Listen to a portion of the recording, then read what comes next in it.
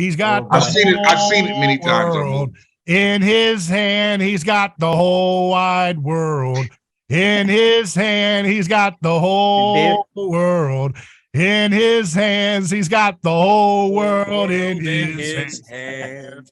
He's got the little bitty babies in his hand. He got the little bitty babies in his hand. He got the little bitty babies in his hand. He's got the whole world in his hands. He's got Epstein Island in his hands. He's got Epstein Island in his hands. He's got Epstein Island in his hands. He's got the whole world in his hands. He's got that little dolphin in his hands. He's got that little kitty in his hands. He's got that little kitty in his hands. He's got the whole world in his whole world in his whole world in his hands. Yeah. He got the whole world remix in his hands. He got the whole. This is the entire episode. Hands. He got the whole. This is it, bro. In his hands, he got the whole world in his hands.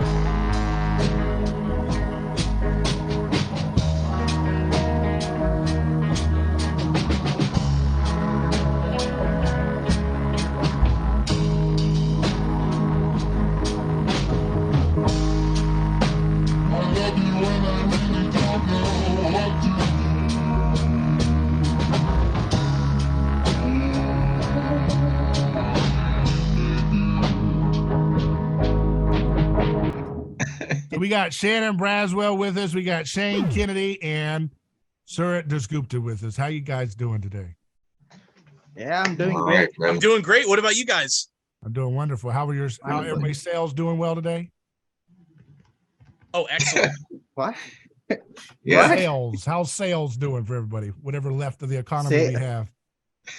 Yeah, we're selling snake oil all the way, bro. What is snake oil? Do they extract that from the fat of the snake on the belly, or what? Like tuna belly? That's seed oils, bro. Oh, God. Yeah, that's snake oil. That's what the Bible says. The seed of the woman will stab the snake in the belly, right? What does it say? Oh wow. Yeah, you can jumble the words. Yeah, you find seed oil right there in the put scripture. seed oil in there. Is that where they get snake oil from? It's the snake's revenge. Who knows? The seed it might. I don't. Interesting. I thought it was the venom of the snake. I don't know. The venom of the snake. I thought is that what it is? I thought that's what it was. The Chinese, some of the Chinese in China eat snake oil and drink its essence, right? For maybe it's the fat. Yeah, maybe it's the fat. The fat. Yeah. There's probably a lot of PUFA in it too. Oh, it's probably loaded. And snakes. Snakes have PUFA? Oh yeah. Okay. Any kind of reptile is going to have a lot of PUFA usually, because they're like a chicken. Oh, gastric stomach, so they're going to load. You guys lead them alligators down there alone, man. Stop messing with them alligators. I think gators have a lot of PUFA, don't they? Oh yeah. Yeah. And you get that a lot with some of those fishier animals. Mm-hmm. I saw a video this morning about crocodiles killing people and stuff and fighting sharks. You know, the shark you got to watch out the most for is tiger sharks and bull sharks. The great whites don't typically want to eat. They just bite and move on. Mm-hmm. Well, yeah, the bull sharks are like mindless eating machines, aren't they? Yeah. Where do they reside? Everywhere. Saltwater and freshwater. In fact, they have found bull sharks like 1,000 miles inland up rivers. Mm. Mm-hmm. And then there's a whole other problem that they're finding up there are those pacu fish. Tell us about the pacu fish. Well, they're relatives of piranhas, and they've got big teeth that look like human teeth.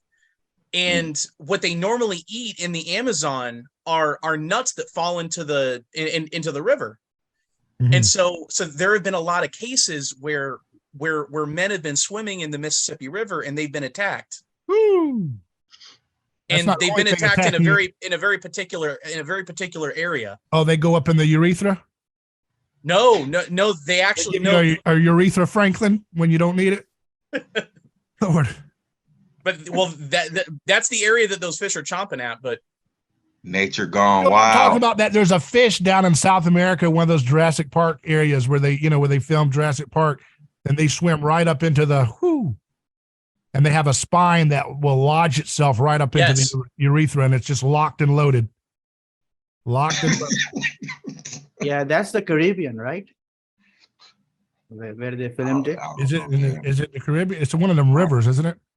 Some of those rivers. It's probably all over down there. These are good things to know so that I never make my way down there. Thanks, guys, for. Well, and have you heard about the python problem that they're having in South Florida, like down around Miami and Fort Myers and Fort Lauderdale and all that area down there? So see, the Everglades is a massive wetland preserve, and Hurricane Andrew hit in 1992, and they had a big python breeding facility that was right on the edge of the Everglades. Well, Hurricane Andrew blew that building apart, and it threw all these python eggs and baby pythons all over, and they all slithered into the swamp. Well, there are no natural predators that eat pythons in Florida. Oh yeah. So they went into some alligators reproducing, and there are thousands of them down there, and they're huge, and they're starting to make their way up into probably about 100 miles away from us. It is the furthest north that they've been found. But they're steadily making their way up. I'm sorry. I won't be back down there. Yeah. David and Shane, I'm sorry, brother. I love you. Yeah. Well, and visit anytime, they've even found wild anacondas down in the Everglades too. Yeah. Anacondas. Yeah. Wow. And the thing is, pythons and anacondas, those are very aggressive snakes. Yeah, that Jennifer Lopez and Ice Cube movie from the 90s, Anaconda. Yeah. Yeah, I remember that movie. Yeah. I'm good, man. I don't know when I'm making my way back down there, brothers. Sorry. Oh no, you'll be in the sequel, bro. What are you talking about? Yes. It's always the black guy that dies first. We know that, right? That was 1990s rules. Out of here. That was 1990s rules. They got rid of that. After 9/11, or you don't see any more of that. Wait, so I'll survive then. Everybody else got to go, huh? Was Congo made before 9/11? White guy will die first. Well, do you remember that movie Snakes on a Plane?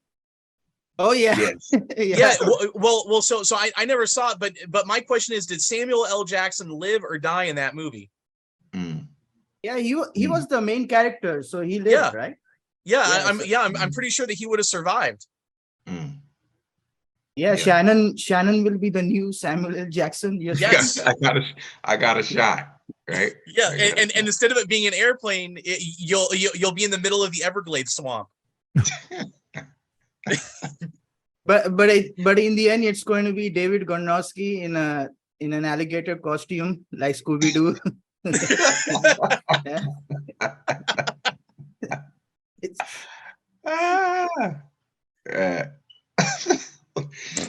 David, what are you doing, man? When you look at, I've got James Jordan's book by Through New Eyes. He says fish are associated with the waters under the earth. Okay.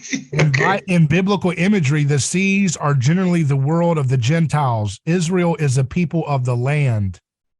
And throughout the Old Testament, the important people of God were farmers and herdsmen, not fishermen. Jonah traveled by sea to get to Gentile Nineveh in Gentile Tyre is pictured as a vast ship of state sailing on the seas. Ezekiel chapter 27. In the new covenant, however, all is changed. The apostles were largely fishermen. Jesus fed the crowds with fish. Paul carried the gospel abroad over waters. All this indicates a shift from land to sea, from Israel to the nations, right? Mhm. So we're going to go into a universal picture Mhm. with the shift of eating fish in the Gospels versus eating lamb roast, right? Mhm. Catching fish, we're eating fish because we're about to be on a journey, right? On an adventure across all the nations. So Mhm. you got to eat fish when you're on the sea. Well, doesn't it speak to also maybe like the Israelites are afraid of the sea too, because it represents chaos, it represents disorder, right? Mhm. It represents having to be in contact with with the nations, with the Gentiles, Mhm. right? Having to intermix or have some kind of a fellowship, right? So, you know, which is true. I mean, they were shepherds. They were what do you call it? They lived in tents in the wilderness. They Nomadic, weren't. right? Yeah, they're nomadic, right? Yep. And who are their like arch enemies in some of the biblical passages? It's the sea peoples, the Philistines, right? People that come from the other side of the water. That's just my guess. I don't know. Go ahead, David. Keep As on if running with he that. goes on to say, fish must also be shod. In their case, it means having scales. Scales are like armor that keeps the fish from contact with his environment. Reference to 1 Samuel chapter 17:5. The clean fish must also have fins, enabling him to make purposeful movement through the water. The man of God, symbolized by the clean fish, does not drift with the tide. Leviticus chapter 11, 9 through 12.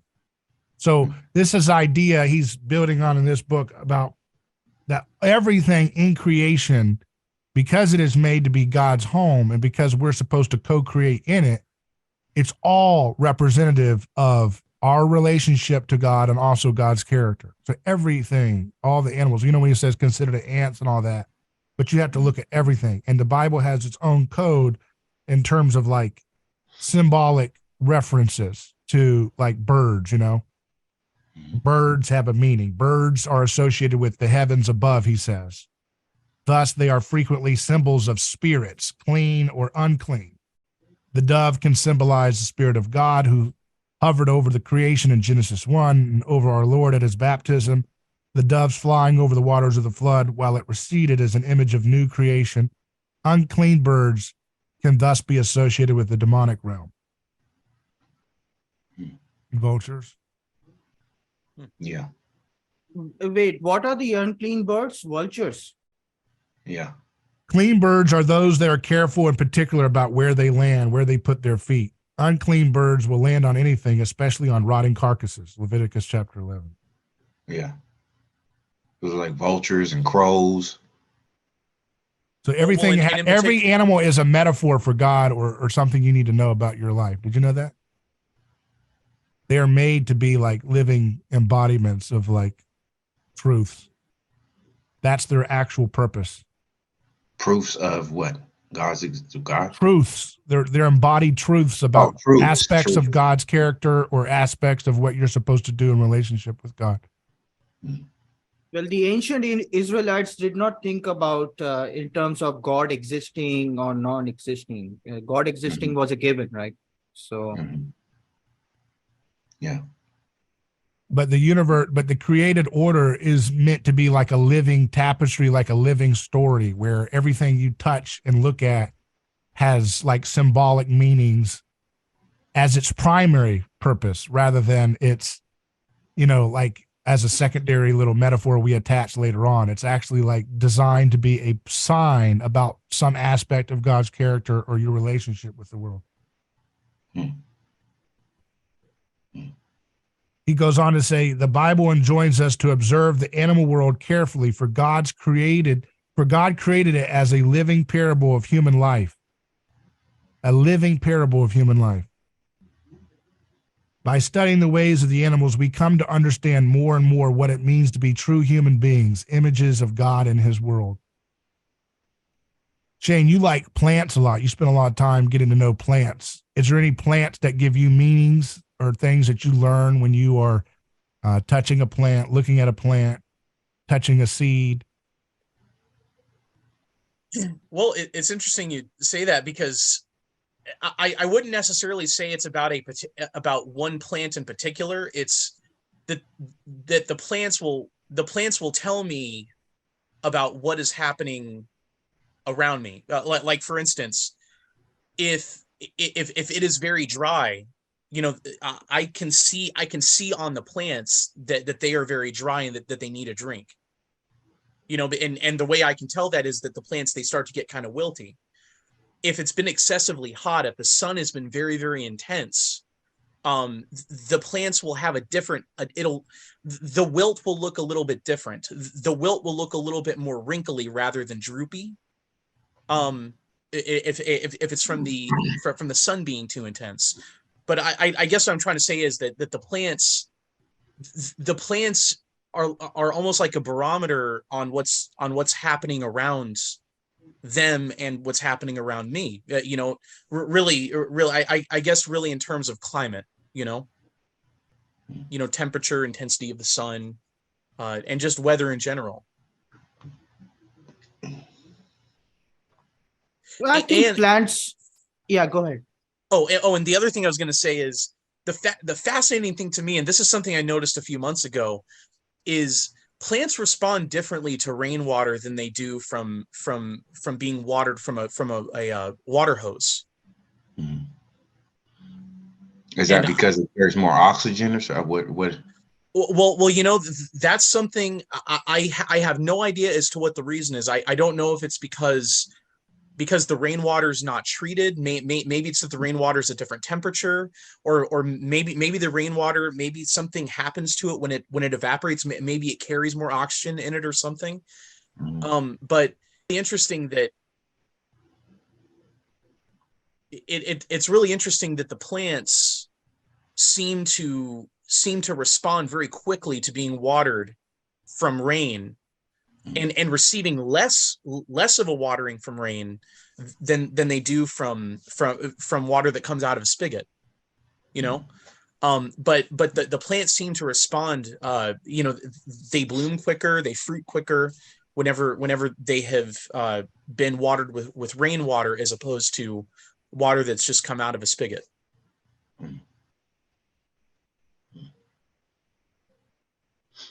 Plants are probably the most symbolic in terms of they tell us about God's sacrificial, self-sacrificing nature in Jesus.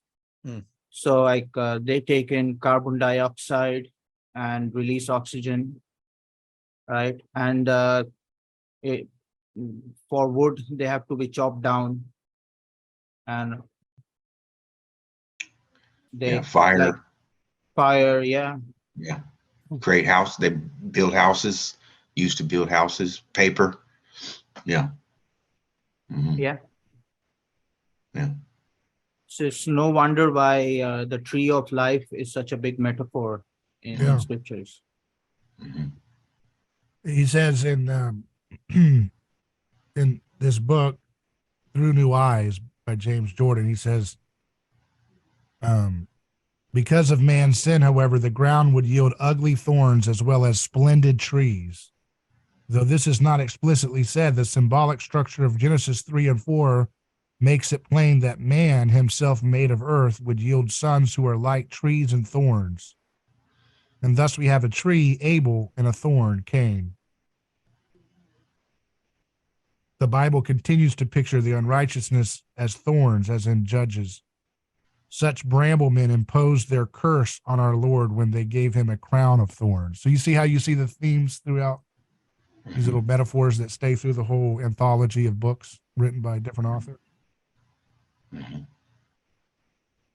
Peter Lightheart also borrows a lot from James Jordan. Yeah. He also made the same analogy of the ocean, the waters representing the nations, the nation of Gentiles.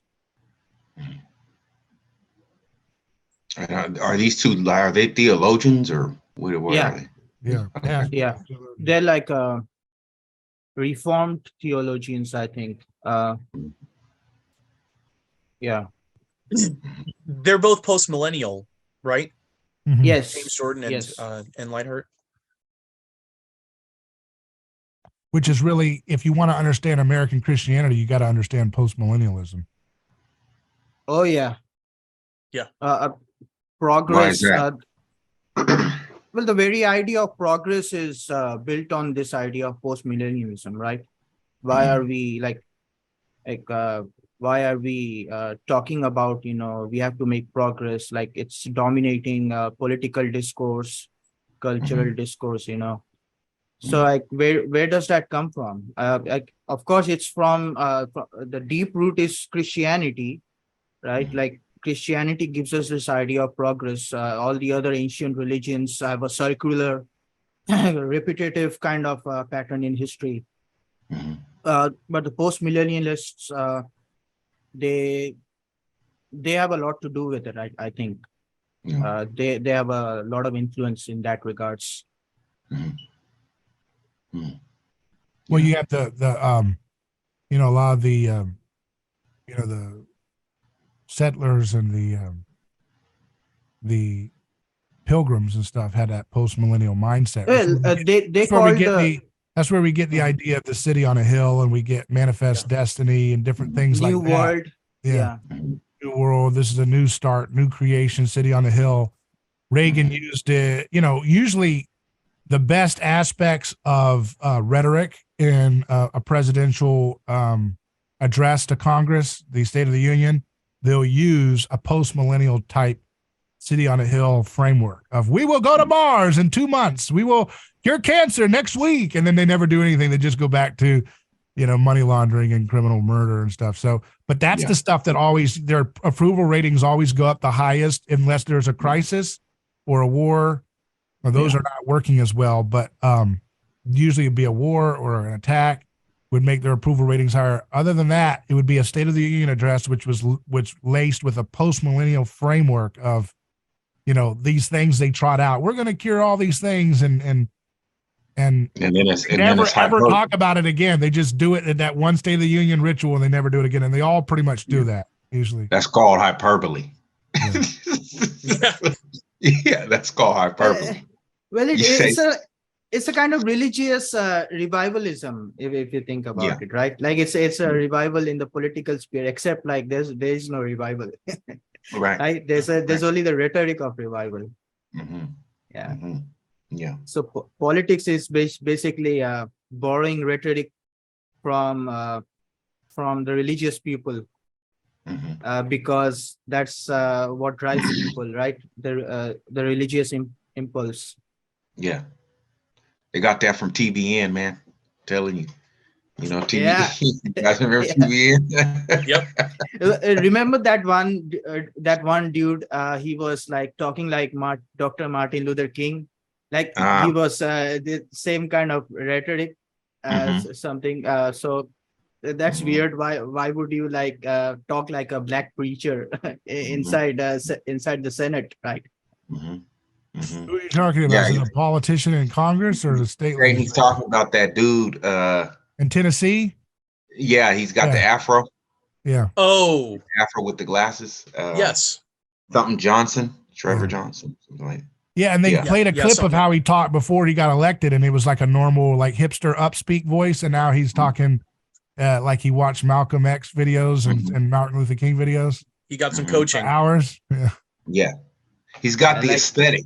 He's got the, the aesthetic of a. Yeah, Cornel West has that kind of aesthetic, doesn't he? Yeah, yeah. And he's running for president. That's going to change everything. He is. Yeah, he is. He is. You're gonna have to. We're gonna have to make a hard choosing between RFK and Trump and Cornel West. I mean, my goodness, this is going to be quite a character assortment. Well, and you can't forget Marianne Williamson. Yeah, who will meet you on the plane of astral projection? She needs to astrally project into the prison cell with Trump to battle him for the final battle. You know what I mean? Together.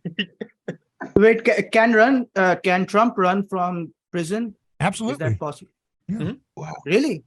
Yep. He There's can- nothing in the Constitution that prohibits that. You know And he's if going to he's make a- it. You know Oh, he's going wow. to make a joke about Chris Christie being head of commissary if he gets into prison. You know what I mean? Now, if he's elected, then what? Does he get out, or does he run from? Yeah. He can just I'm stay just in prison wondering. forever. Yeah, he And- can just do and his run the administration. country. Yeah. Yeah, So, he can so the launch federal war. prison. He can do those like, signing things where he shows the executive order from prison. That's So crazy. the prison will be the new White House. Yeah. Man, Well, that's they a already symbolic. created a White House set that Joe Biden gets filmed at a lot of the time, so they could just move that set to the Oh, prison yeah. cell. They can just move that big old background cardboard cutout and just Yeah, and move it to the it's a fake desk and everything, and they just move it all to the prison cell. or Man, they if- can just use green screen. Yeah, so Right? yeah, Man, They're if they just gonna get if they get take that guy, Rikers Island. if they get that guy in prison, that's going to ruin the American prison industrial complex will be forever ruined, man. My goodness, there's no way they can go back from that. You know what I mean? Like just the thought of like the so-called sovereign king figure of American government, the president being in the belly of the system itself, it kind of stinks up the whole like aura of prison because it's kind of like it ruins it. And that's what I love about what Trump has done. He really has been the Aikido trump card, dismantling all of the allure of all these once prestigious, foreboding things, like, you know, the idea of a president, you know, having like Access Hollywood tape play that would have ruined you, and he's still there. And then, you know, the idea of like your own party, like denouncing you from the Republican convention, like that would have ruined you. And, you know, like he's destroyed all of the stopgaps that were meant to, you know, scandalize the actors in the political stage. He's fallen through every one of the layers of scandalization, and he's still there. Like this is Teflon Don, you know, they used to call it Teflon Ron. Ronald Reagan was Teflon, but this is like that on a whole nother level of, to a point where it's just, they don't understand. And some of them may do, they don't understand how much they're disintegrating their power structures by doing this. Like his indictment. I mean, before that, you got the impeachment. Like that ruined no one cares about impeachments now. Now, if anybody gets impeached, it's just like, wah, that's weak. And not only that, but he gets impeached twice, which further ruins the aura and the foreboding power of you've been impeached. Now, Clinton had kind of sullied it a little bit already, but he really buried it in its legitimacy now as like something to be scared of or such a chastisement. And now they're ruining that, you know, they trot out the special counsel guy, this new guy, you know, they got like 1,000 criminal investigations, and this new guy, Jack Smith, comes out, and he's so strange, you know, and people commented, I watched it and I immediately saw it too. He looked so nervous, you know, and so like ashamed of himself, and kind of like he was, did you watch him announce the indictments? This Jack Smith guy. And No, he just looked like he was in trouble. He looked like he was doing something a little naughty, and he was a little bit defensive. But they always go to the transcendent God of our time, which is, this is just the rule of law, and we are just meticulously, bureaucratically, in a very sterile, accountant way applying the rule of law. It's designed to lull you into the hypnotic transcendence of rule of lawism. And they use that as their God, right? We're just following the ritual of Thor. Thor says that when the maiden is found in the village on top of the tree, that is the sign that we must sacrifice her, and all the, you know, they're just following this kind of meticulous ritual prescription, but they don't appeal to a transcendent metaphysical being. They appeal to a metaphysical, transcendent political other, you know, this higher power that they are bound by. And their rhetoric and their tone always matches that kind of sterility. You know, they're not going to invoke an incantation that is high in passion. They're going to be very careful to keep it very by the book, right? Because that's, and priests were good at doing that too, right? Priests were good when they're doing a ritual sacrifice, whether animal or human, in prescribing the ritual very carefully. You know, Renee Girard, Shannon, you can attest. And Violence in the Sacred, it's very important to carry out the cathartic process very specifically and without too much passion or so forth or so on, lest you ruin the effect of the cathartic release of defeating the common enemy. And you see that happening now, but see, it's ruining the legitimacy of them at such a fast rate. And then you got this whole Podesta thing with the emails and all that. And you just see the Wall Street Journal came out with that story talking about, well, there may be cheese pizza related maps in some kind of integrated pedo network in Instagram. And that's the same language that John Podesta and the DNC emails are referencing when they're talking about, we have a map here for you, Tony, a cheese pizza related map. You know, same language. We were all told, we were all gaslit. They love those. They love to use the words that they put into vernacular.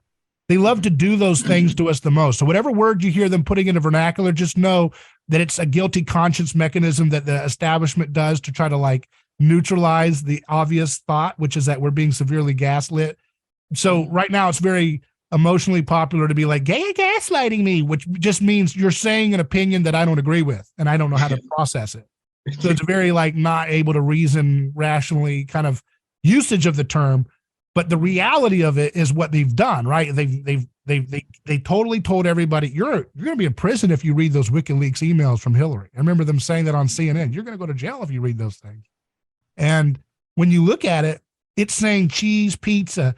It's saying walnut sauce. It's saying, oh, Barack Obama, we have $60,000 worth of hot dogs that we've ordered. Now, hot dogs don't typically cost $60,000.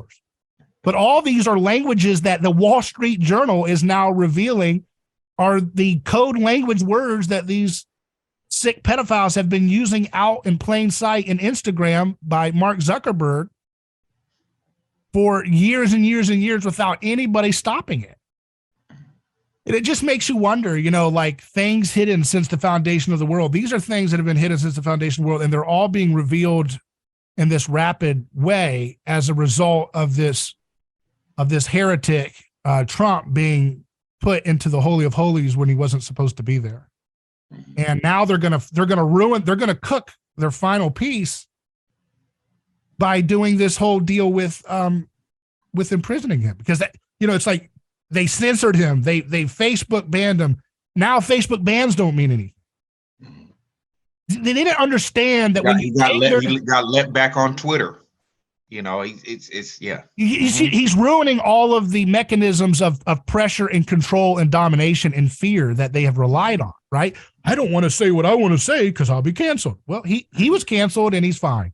So now it ruins the social intelligence of it sends a social signal to everybody. Mm-hmm. Well, canceling's pretty bad, but it's not actually the end of the world. Right. Well, I don't want to be impeached. Well, he you know, I don't want to elect a guy or be around a president who would be impeached. Well, he's done that, and you know, he's still got more fans than he did before he got impeached. Yeah. I don't want to have a president who would ever be investigated by the FBI and all this stuff. Well, he's done that, and he's ruined that effect. Mm-hmm. And now this idea of I don't want to be associated with a guy who's in prison with all these felony charges, mm-hmm. he's going to ruin that too. If they, you know, if they give him a pass, if they give him a pardon, it'll enrage their leftist base that are wanting that catharsis, and they're going to be so enraged they're going to lose their mind. If they give him an opportunity to use this opportunity to kind of create a kind of martyr's energy, I don't think that that's going to be something that will stop. I think it'll continue on into generations to come. You know, that martyr's energy effect that he's going to unleash with this imprisonment ritual. What do you guys think? Sorry for going so long on that. Yeah. Well, the question is, how will people react to this, right? Are they going to react in a very like we want to overthrow the government, that kind of way? Or are they going to, like, people have a tendency to just create chaos when the social structure is being overhauled. Like, yeah. People don't really take that in a calm manner. Yeah. If he gets in prison, if he gets in prison, he can still run for office. He can still be elected. if he and he can still serve. And now if the ordeal of going through all those investigations were to, for somehow or another, cause him to pass away from the stress, that would further turn him into a martyr and deify him for his base and those in the middle who are not quite sure what to think. So they're trapped in the cornerstone effect is what I'm trying to get at. Like, what do? The only thing they ever have in their pocket is the dumb reactionary right.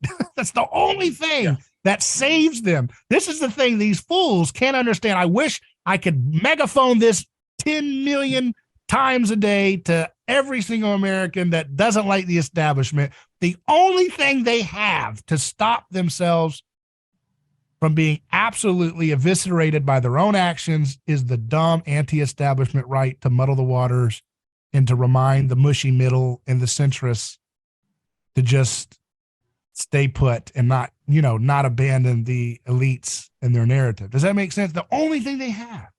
Yeah. But because even just that, let them do what they're going to do. If you let the establishment do what they're going to do, it will collapse on their own weight. Yeah. But I think even people on the right are starting to sort of have a disheartened view of the establishment on the right. You know, the Mitch McConnells, the Kevin McCarthy's, you know, we're all starting to, you know, they're all starting to feel like these guys are just, you know, smoke and mirrors. You know what I mean? They talk too much. They try to keep order and you know, all they are is a mouthpiece against the left, you know, to whatever the left says, we're going to counteract that, you know, by saying the opposite. And it's like, okay, you know, meanwhile, we're still headed towards, you know, potential recession. You know what I mean? We're still in a war that, you know, that both the left and the right support, even though they come at it from different ends. Yep. You know, so you know.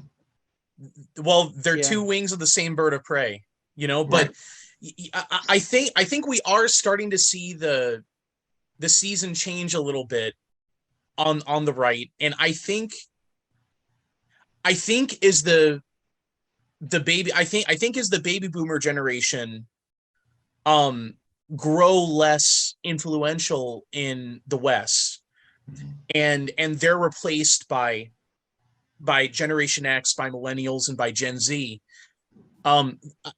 The conservatives, so conservative Gen Xers, conservative millennials, conservative Gen Z, they're less reactionary, in the sense that when it comes to school, for instance, you are going to find far fewer conservatives or really Christians that are Gen X, millennial, and Gen Z that are willing to accept the notion of separation of church and state, and the use of the separation of church and state to remove to remove prayer from schools and to keep prayer out of schools. You know, what you're starting to see now, baby boomers still accept the notion prayer does not belong in schools, you know, to keep a happy society, you know, to make that general compromise. And the left have had a heyday with it. Yeah, now the left, they don't have prayer in schools, but they're marching kids behind trans flags and stuff and parading them through the schools and everything. Yeah. So I guess what I'm saying is you're seeing a more proactive movement on the political right, where they're not just saying, well, we want to get things back to the compromise. What they're saying is the compromise was the problem. You know, the whole notion of removing prayer from school by force and not allowing children and teachers and the whole school to pray together at the beginning of the school day, the idea that that's a fair compromise, they're saying, no, that's not fair. And what they're saying is what we want is to bring prayer back to schools. And I think I think you're going to see a lot more of that on the political right. And the question is how much momentum is behind that, and how will it end up materializing? Will this end up petering out? I think one of the problems is emphasis on Peter there, because Peter kept making that same mistake of using coercion, and he petered out a lot to his own destruction, until he encountered the true revelation with the resurrection. But he was always trying to use force to, get Jesus back into school, so to speak, at his time. And that's kind of what's happening here. I think there's a kind of an attempt to, one of the things that I'm always amazed by, I think it's the same problem that we're talking about here, is that the conservatives and establishment, conventional folks who are not on board with every avant-garde latest thing of the state religion, they don't understand the primacy of violence as a problem in the Bible. That's really not a thing. I mean, just think about that. You never really hear, like, I don't care what your little tribe is in Christianity here. I mean, that's why I like talking about it, because the problem is infected in all of it. So it shows you how pervasive it is. But you don't hear people coming to church and having their Sunday schools and small group breakouts dealing with the problem of violence throughout the biblical text. You get a little bit of it in some like progressive Christian circles, but they have a horrible time applying it to reality. They're really good. Some progressive Christians are really good at pointing out the typology and symbols and semiotics in the Bible that indicate God's displeasure with violence and collective violence and justice, right? They like to talk about justice. They don't have a good time of being able to assess how that actually works out in like reality. I think there was a guy, it was a theologian, Miroslav Volf Miroslav. He's a Yale professor of theology. I met him once, and I was thinking about having him on, and then I was reading him, and I saw an article pop up where he said Hillary Clinton was the Christian choice in the 2016 election. I just thought to myself, my God, that's what a Yale professor of theology is going to be. That's a David Bentley Hart move right there, bro. Yeah. even David Bentley Hart, God bless him, and his Chinese fan, their Japanese wall behind him. But, he kept knocking it over when I talked to him with things I would say. But, even him, he was a little bit too smart by half, because, he was professing to be an anarcho-communist while defending the Clinton crime family and justifying the kind of stupid, neoliberal idiocy that even the smart left knows is ridiculous, and not to even put yourself anywhere near that. But he's a product of his culture and the situation he's in. But anyways, there's just this lack of engagement with the concept of violence in the Bible. And because of that, there's a lack of understanding of the hidden realities of violence underpinning so much of our society and causing so much of the rot. So whenever I hear Christian conservatives say, oh, we're going to get prayer back in schools, I'm like, that's not going to do anything, because there's no foundation that's solid there, right? Because it's based on, you're still using a coercive mechanism of monopoly schooling that's funded by violently confiscating people who don't get to opt out of funding the services, which is a complete wicked thing to do if you're a Christian. A Christian just doesn't do that. A Christian can work within a system like that. I understand. We're not trying to, be revolutionaries that change things tomorrow. That's what the dumb, liberalism tries to do, or neo whatever. But, what we have to understand is that, like, if we don't address the core, which is that God came to dismantle sacrificial violence and to move us out of it. And if you can't even try to like see how you need to move out of like a sacrificial violence based education system, you just want to swap religions, it's not going to take, because the same dysfunctional mechanism of coercion is undergirding the enterprise. And therefore it doesn't have the ability to understand what it means to serve. You cannot serve, this is important, you cannot serve your neighbor with violence. Okay? If Shane is in trouble, here we go. Here's a classic lesson. If Shane is in trouble financially, I cannot serve him by robbing Shannon. This is a classic conservative Christian lesson as it comes to taxes and regulations on a stupid superficial level, but they don't actually take that to its fullest extent. You cannot serve, you cannot possibly know what it means to serve your customer, the parents and the children, if you have no means of knowing whether you're doing a good job or not because you get money through violence. You get what I'm saying? You don't have any, oh, shoot, we're bleeding money here. We've got to change our ways. We can't be doing drag queen story time as our primary means of getting a diploma. We've got to figure something else out. This isn't working. We're losing numbers. They're going over to the other places. That's what the Bible's talking about. The Bible's showing you it's a very practical way. You cannot use coercion in light of a system that's going to be decoupled from the unanimity of cathartic sacrificial violence. Once that's decoupled, once you can't stay enclosed within that bubble, once you're exposed to a multiplicity of vantage points as the Bible provides for society, you then have to create a multiplicity of options for human free choice to figure out how to educate children. And when you do that, what happens? Now the opportunity to actually serve is available. Does that make sense? In other words, you cannot serve. Now you can serve on a superficial sense of I could be a teacher and I could go to my local public school and I could be Mr. What's that guy? The Robin Williams character, standing on the desk. I mean, that's dumb, but the whole the Dead Poet Society. Yeah. I could be Mr. whatever, all those 1990s Captain, my captain. Yeah. Of the hero teacher who knows the secrets. You can go do that and you can do a great job and you can make an impact. And that's a kind of ministry that some people have done. I still remember these great teachers from my past or whatever. But fundamentally, the system inevitably, you're helping people while the Titanic is sinking, because the Titanic is sinking because it's based on sacrificial violence and the threat thereof. Does that make sense? 2,000 years after Jesus put the final piece into place to dismantle the Titanic of sacrificial violence, and you're still trying to rig an education system to be long-lasting and beautiful and structurally sound off of that mechanism, it's not going to create success. And David, that's the difference right there. That's just to summarize what you were getting at is as Christians, we understand that Jesus put an end to the cycle of violence or initiated its end, Right.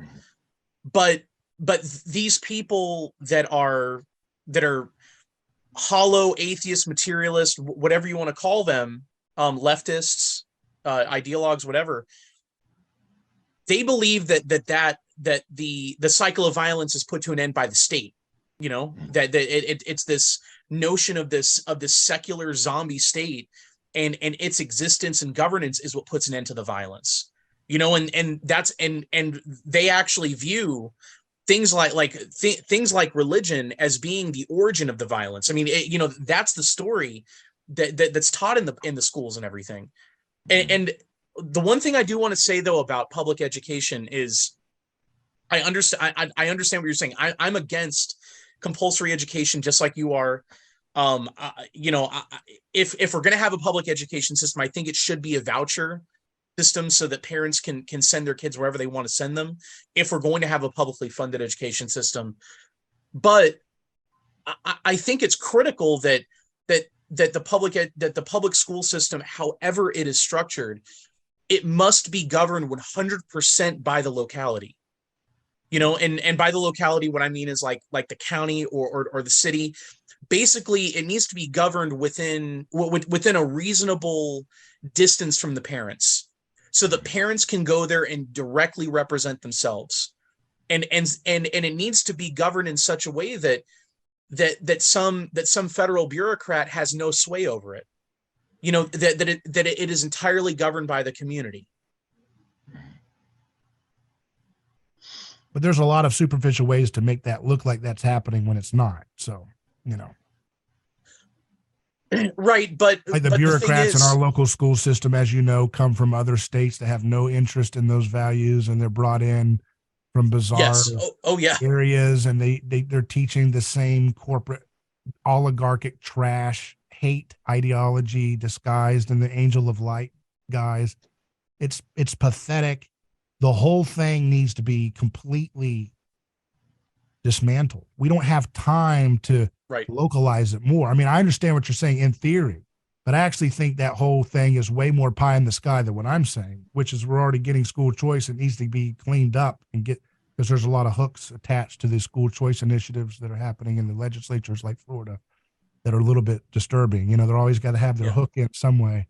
But you have to find it. You have to develop an education system that is primarily mediated by voluntary free choice, because that's reflective of God's creation.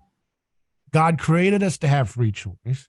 God creates out of free choice and self-emptying, and therefore education, if it's to reflect God's character, which means to reflect reality, must be funded by free choice. And if you can't understand that, then you're not ready to follow Christ. I'm sorry, on this matter, you're blinded, and you need to, try to see if God can help you get the shackles off of your hands and the scales off your eyes, because we have to wake up to what's going on. I'm tired of the fake pagan Christians who want to tell us that all we need is a little Caesar here, a little Caesar there, and that'll save us. And they have no concept of God. They just think Jesus is just the latest little Hercules God that their team picks, and it's really big and it's got a lot of numbers in the world. So it's a nice, strong little cult to grab a hold of and use for political manipulation. But in that way, they're doing the same thing that the left is doing. The left takes on the side of victim causes, not because they care about the victim themselves, but rather they care about the energy that the victim has. The person who is confused with their gender is a ripe person to be targeted by malevolent, vicious, sadistic people to be weaponized for their victim power. It's precisely because of the cross that person has victim power to begin with, and cynical, exploitative people use that as a human shield to smuggle in their bigotry, their hate, and they don't care when that child grows up and says, I don't like the fact that I have my breast removed. I can't hold a child and ever have the feeling that I was born to have, which is what God created me to have. But they don't care. They're not there for that victim then. They have nothing to say, and they never will have anything to say for their victims that they trot out now. And but they themselves, many of the people who are going along with this stuff, are themselves victims of generations of deep, deep manipulation and myth making. Look at the people who go to these, like they commonly pointed out, these people that trot toddlers out to see these disgusting people gyrating in front of young boys and girls. Most of them, 90%, are suburban or urban white women who are rich or in some stupid job that is only there because of the sick imperial system of foreign policy we have that allows our country to have such useless paper pushing jobs like some Silicon Valley money laundering firm. They wouldn't even have a job to even afford the kind of time to take off to watch some fat man dress around in a dance and jiggle around in front of a toddler because they've been told that this is the newest thing to do. They wouldn't even have that job if it wasn't for the brown and black and white and all the people that our foreign policy has murdered to give them that decadent imperial job. So their whole system their whole reality is based on a lie of violence, right? But see, here's the thing though. If you tell them otherwise, what are they going to say? You're victimizing me. You're not going to let me be who I really want to be. That's, yada, yada. They remind me of children. They remind me of they're actually like women who are married to the state. Like the state is the new husband. And the state, why are they getting away with, exposing children to naked fat guys? It's because it's like the husband has decreed for them to do that. And that's why the women are always taking the children, right? Good point. Like, even though, do you see the problem here? Like, so you're going to get us in trouble, man. You're going to get us in trouble. Okay. I mean, bro, like that's the only thing we have to do left at the end of the world is to get into trouble. I mean, like it's a problem, bro. Either way you look at it. So like it's like the reason. Sir, don't put the brakes on. Push the gas pedal. Go. Well, I mean, like, first of all, you are allowed yourself to. I mean, people allowed their families to break apart, and after that, like they allowed themselves to. I mean, even the dudes, they allowed themselves to get married to the state, and the state is this big magical husband, like a big magical big guy, who's like bureaucracy, and it's like embodied like into a husband. And whatever the husband says, I decree, hey honey, you're gonna have to take the kids to a drag show today because I say so. And that's what's happening. And people, and when you point that out, people like they behave in a kind of way like, oh no, you just attack the marriage or something. Yeah. And the government is like a rock star. You know, those rock stars, they've got that bad boy energy. They're very violent. And they're the groupies. No, yes. but I'm not. But here's the thing: the government's like a rock star. Their lyrics are croony, beta, lame music. You know, you are the wind beneath my feet, but they've got the bad boy energy, right? They're transgressive.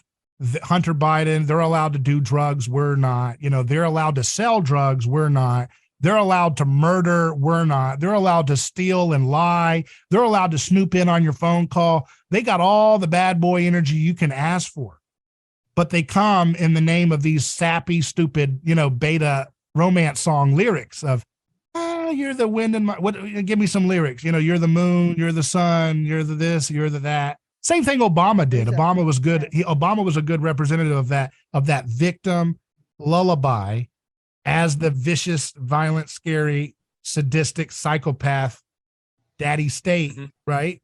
I'm all about, so the CIA is like this bloodthirsty psychopath group, right? But they're outdated, and I've heard that they're not as, you know, they're not really the big thing that's really moving things in that way. They're more like a Ivy League, you know, group of people that play around like a brain trust, right? Yeah. But these people, you know, they go around, they do all kinds of heinous stuff. Like these are the people that like shoot down and blow up little like kids and just blow them to pieces, and they starve whole nations, destroy entire like ancient civilizations. And they just know, like a good psychopath would know, they know how to pretend to be a victim in order to keep the crimes going, right? So whenever the public says, hey, that's wrong, they just say, hey, wait a second, don't you see the flag we're waving today? And it's celebrating. So they know, and what's the base? What's their fundamentalist hardcore base? Single women. Without single women, right? The Democratic Party, which is the fundamentalist wing of this worship of the daddy state, really, that comes in the name of victimism. Single women are they're the backbone of that, you know? And single mothers particularly are completely beholden to the preservation of the nanny state, who is constantly swooning them with sweet talk. And if you point out to a single mother, hey, you know, this whole system that you're voting for, Biden has sent people to their death, they just can't hear it. Just like somebody who's dating a bad boy psychopath, like, you know, a drug cartel leader. They can't hear it. Did you know that guy, you know, what's the guy's name down in the guy that was the famous drug guy they killed, and you know, what's his name? The cartel drug guy, cocaine Colombian guy. Oh, Pablo Escobar? Yeah, Escobar. It's like Escobar. Yeah. It's like, you know, the American voter, the base of liberalism is like this girlfriend of this Escobar-like figure, you know, and maybe I'm disrespecting Escobar by talking him in this way, but in the metaphor, but Escobar, you know, this Escobar figure that's got all these, you know, heinous crimes under his belt, but the girl's being wined and dined with all this emotionalism, right? Hey, you know, everything, it's all good, you know, it's fight the power, you know, the CIA, hey, fight the power, you know, deconstruct art, you know, don't be fit. Embrace seed oil toxicity. That'll help our big food and big pharma masters. Like, and they just know how to psychopathically use heartstrings, and their fundamentalist base is women and men who, you know, have women issues, mommy issues. And that's their base. Now you get this dumb right-wing fake opposition, which is still run by the same sick, sadistic psychopaths. And that's just the kind of controlled opposition that's the grab bag for everybody you're not supposed to be, you know? Old people. You're not supposed to be old. You're supposed to be perpetually young in this culture. You know? That's why they hate children, by the way, because children remind them that they're not children. And that's why when you're told to live like a child, you end up using words like adulting. You know, adulting is hard, right? That's infantilization. And you put a hashtag in front of it. Yeah, you hate children. Children in a sign of blessing. So you're told to have a 3-legged dog at the farmer's market with you instead of a child. I mean, this is- Isn't it funny how women's rights are always like always making the victims, the children out to be the victims, abortion, divorce, and transgenderism or whatever, all of these things are attacking the it's like a mimetic envy of children, if you ask me. Yeah. Well, and envy to, towards men that ends up resulting in sacrificing children, right? well, and an attack on children, that's an attack on the future. Oh, And that inevitably leads to a directionless, aimless future.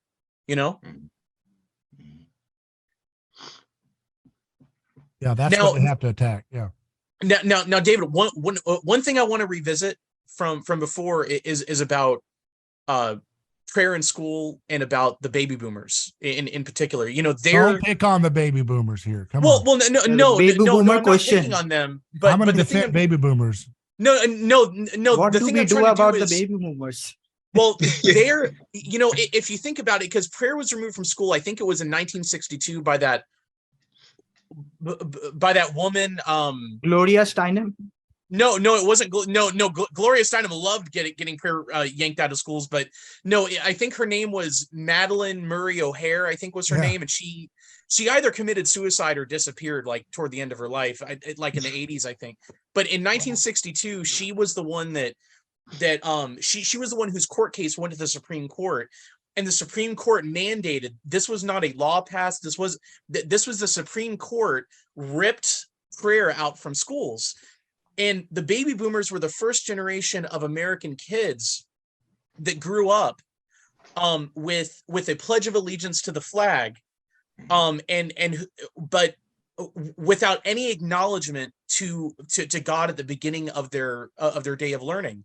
And I think that had a major impact on the way that they view the world, because really what the whole message there is, well, in education, we deal in the realm of facts. We don't deal in fairy tales. Whatever you believe about what's beyond this material realm, that's your personal belief, right? And so let's think about some other things that are your personal belief. Eventually your gender becomes your personal belief, right? Basically anything that you cannot apply the scientific method to, that automatically becomes your personal belief. So I see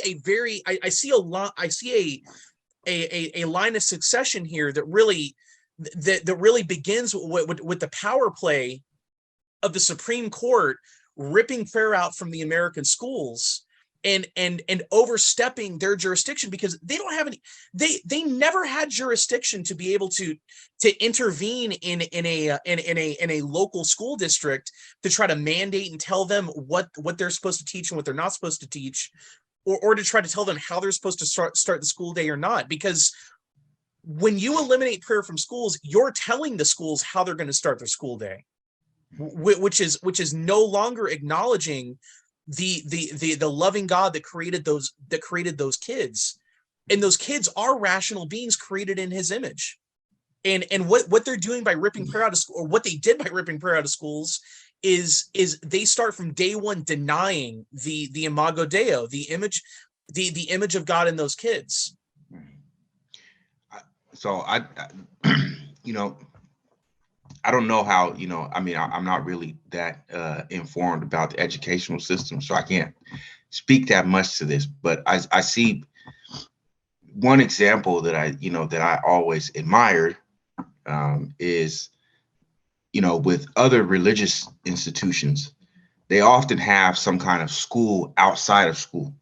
They have, the madrasa for the Muslim children. They have the midrash for the Jewish kids. You know what I mean?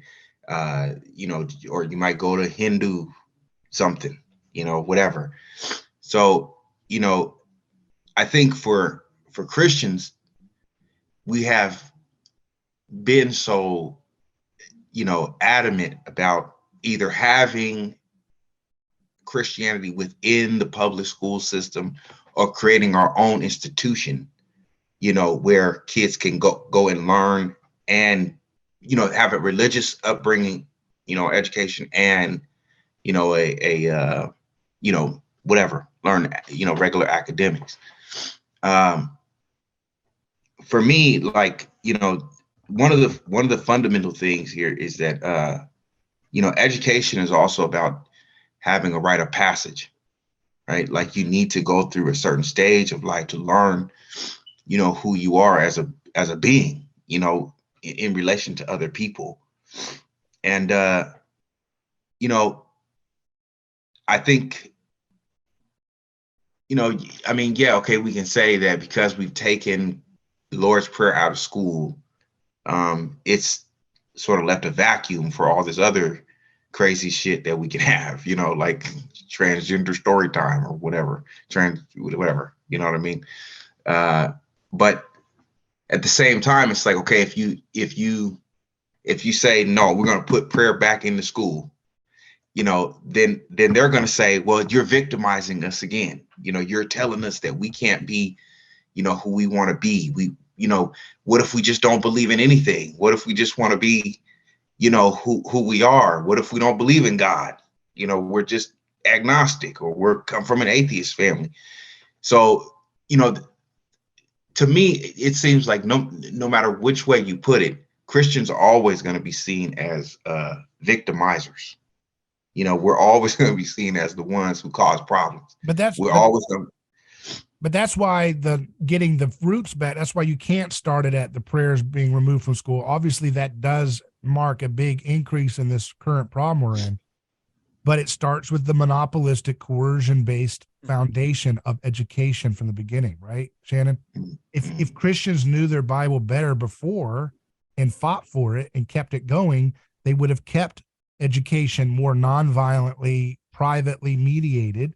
And therefore, if you were a Muslim group or whatever, you could go find some little local school that's for Muslims or whatever. And that plurality is something that Christendom creates.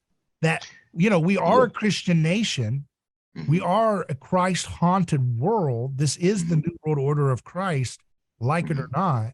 But while you're in it, we will, because we're Christians and we're the adults in the room we're supposed to be, we are called to give space for those who have a different framework. Right. And so that's why, I do believe in, sort of advocating for, this ability to have institutions where, if you're a Muslim, you can create a school where, okay, these things are taught in the school, along with the academic stuff. There's also this moral, teachings that we have, and we're not going to impose that on anybody else.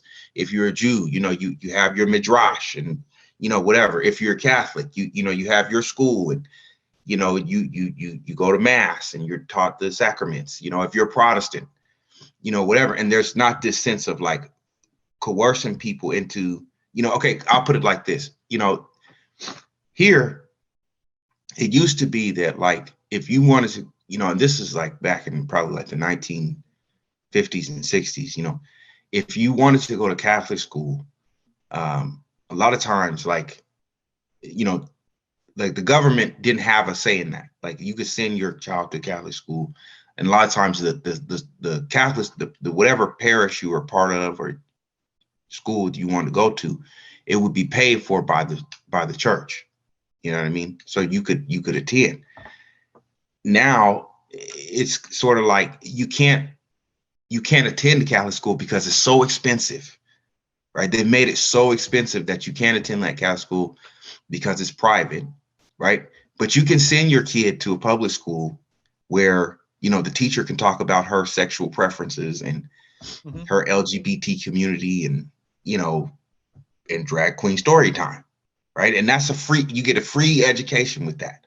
You know what I mean? That costs you nothing. Right.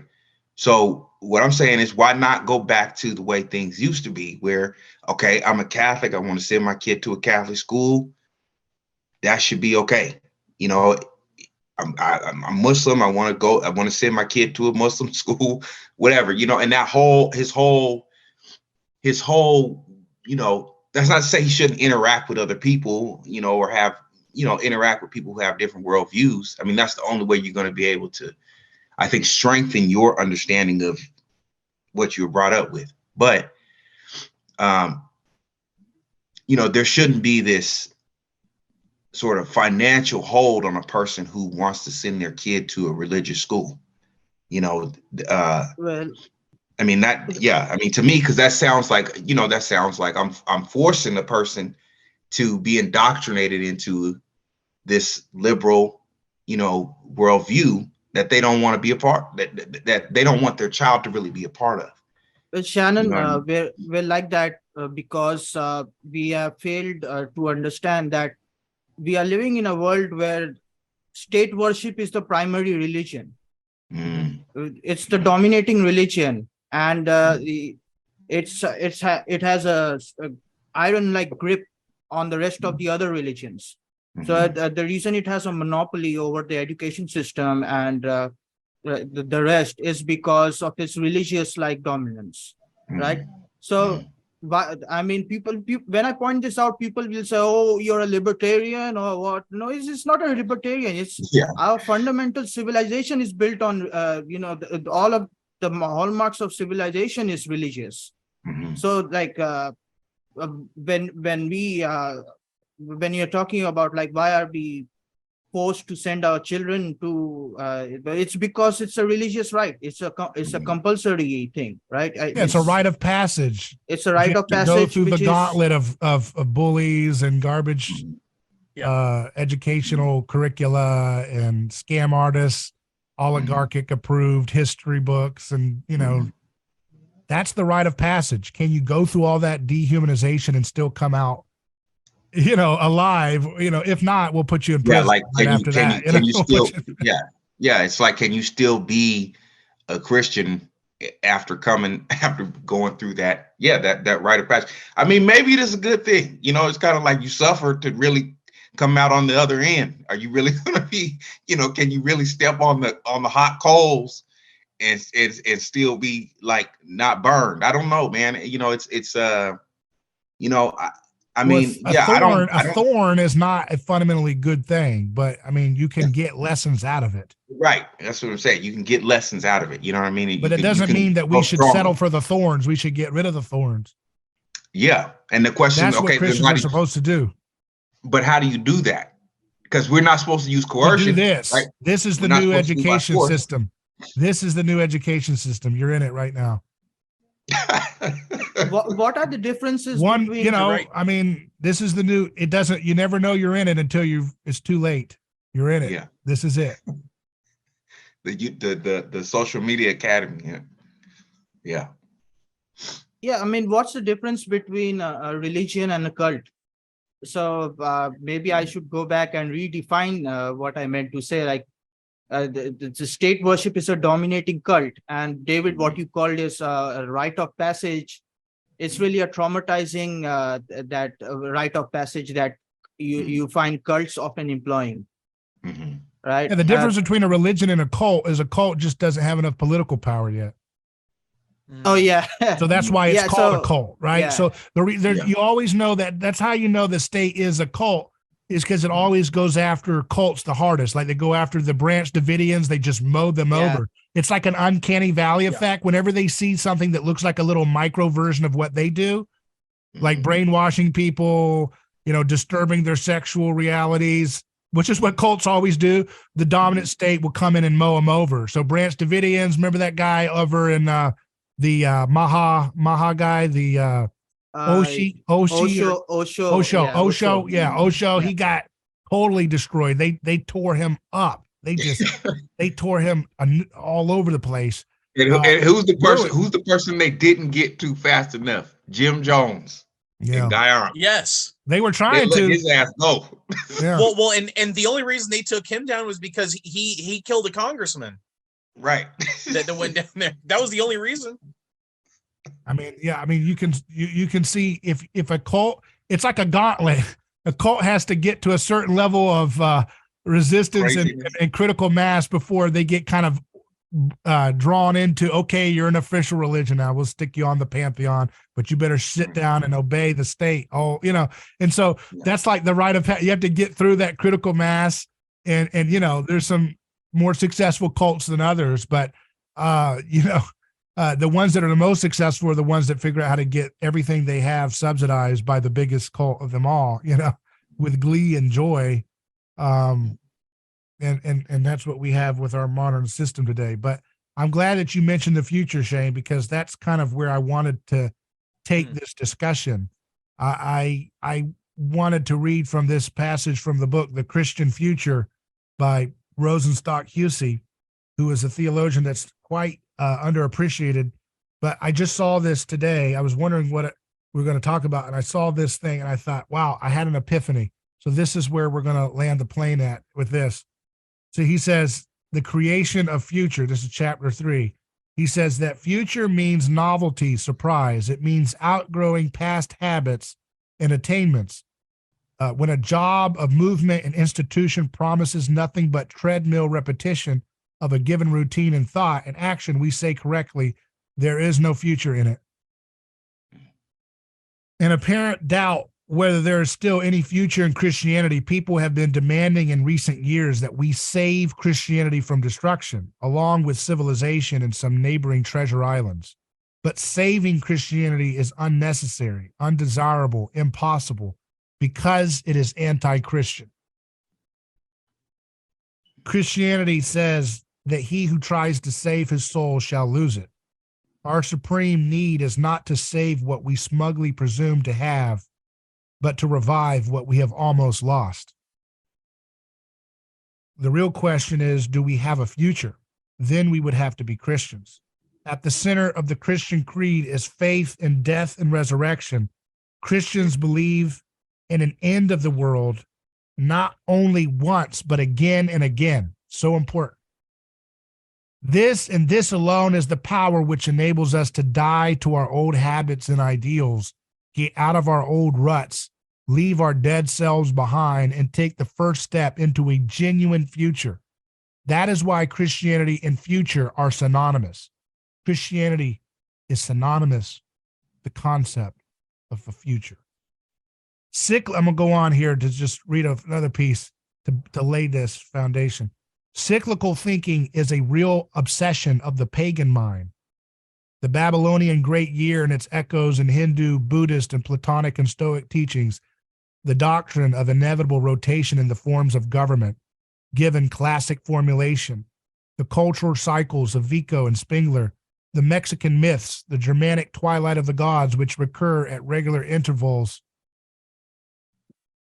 All of this is, he says that paganism is best understood, I think, as primitive man's response to the fear of death, okay?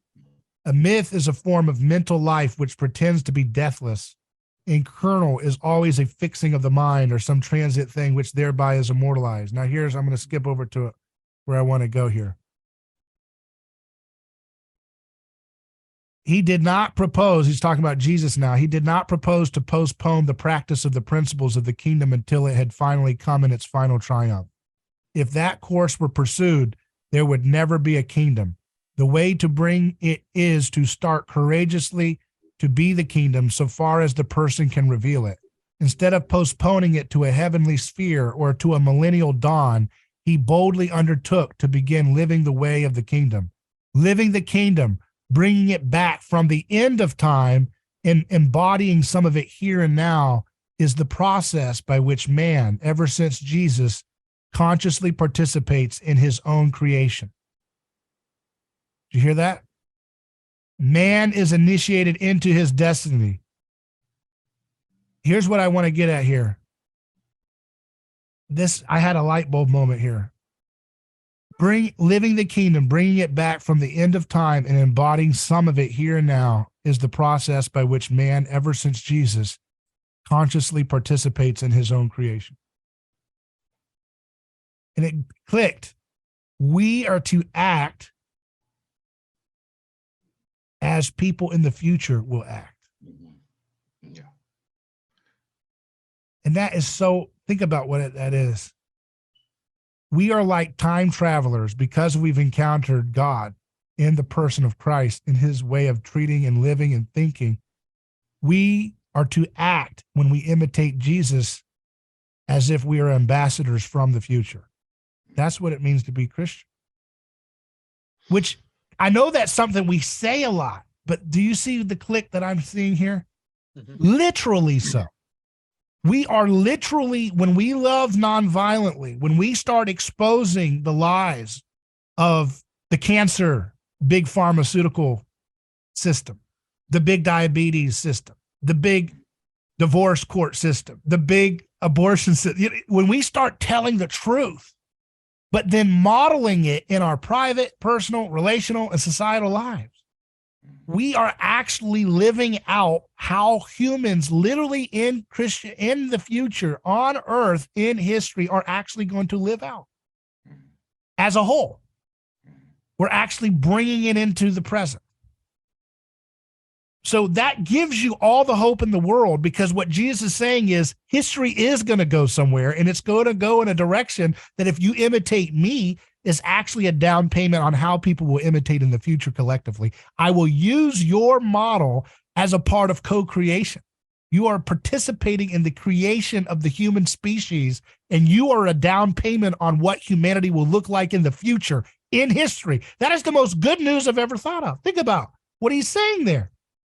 Yeah. Do you see it? He's not saying in theory, he's saying in reality. I am bringing future into the present. What'd you say? That sounds like the opposite of the bad version of the apocalypse. You know what I mean? So to me, I still stand by this thing of an if. You know, I'm not gonna. Yeah. Well, we have a choice. Humanity has a choice. Yeah, right? you know what I mean. I'm gonna stick. I'm not gonna be pessimist, but I'm not gonna be completely optimist. I'm gonna say, you know, well, that's our job. Like our job as Christians is basically to persuade mankind to take the positive path forward. Yeah. And if you say that it's not possible, then you're not bearing witness to the good news of Jesus Christ. No, you're not. That's not. No, I don't. I don't see that. I believe that it can happen, right? Like I can have faith in something. That doesn't mean it's gonna go that way. You know, it's. And so that's part of accepting, like being a suffering servant or martyr. You know, it's like okay, maybe not. I'm not saying that we're to live as if that reality is going to happen in our lifetime. That's not what I'm saying. I'm saying that God is showing Jesus as a sign of what humanity literally will be like. Yeah, and I'm saying that might not necessarily be the case. But then how did history? Mankind is also just as capable of destroying itself, right? And then that being it. But Shannon, here's the thing. I mean, even if we do come under 10 nuclear holocausts or whatever, the Bible says very clearly that Christ will establish his kingdom on earth. Yeah. Right? Like the devil will not be victorious at the end, right? I mean, the Bible has that's what we pray in the Lord's Prayer, right? Yeah, look, man, I'm not denying I'm not denying that the Lord's will inevitably will not be done. But what I'm saying is that we can either make a choice to make that not painful for us, right? And it be a thing of like, bro, it's not going to be easy. Destruction, or or we can make it a little more easy, to bring in the kingdom. You know what I'm saying? And I've I'm gonna go with Gerard on this, and I tend to feel like we're headed in the other direction right now. You know what I mean? Like we are escalating things to a point to where, there's going to be a lot of violence and suffering before we get to the point to where God's kingdom is realized. I think I take a very optimistic view. It's going to be very hard, and it's going to be very painful. But I mean, the whole point, the reason why it's called good news is because it's literally good news.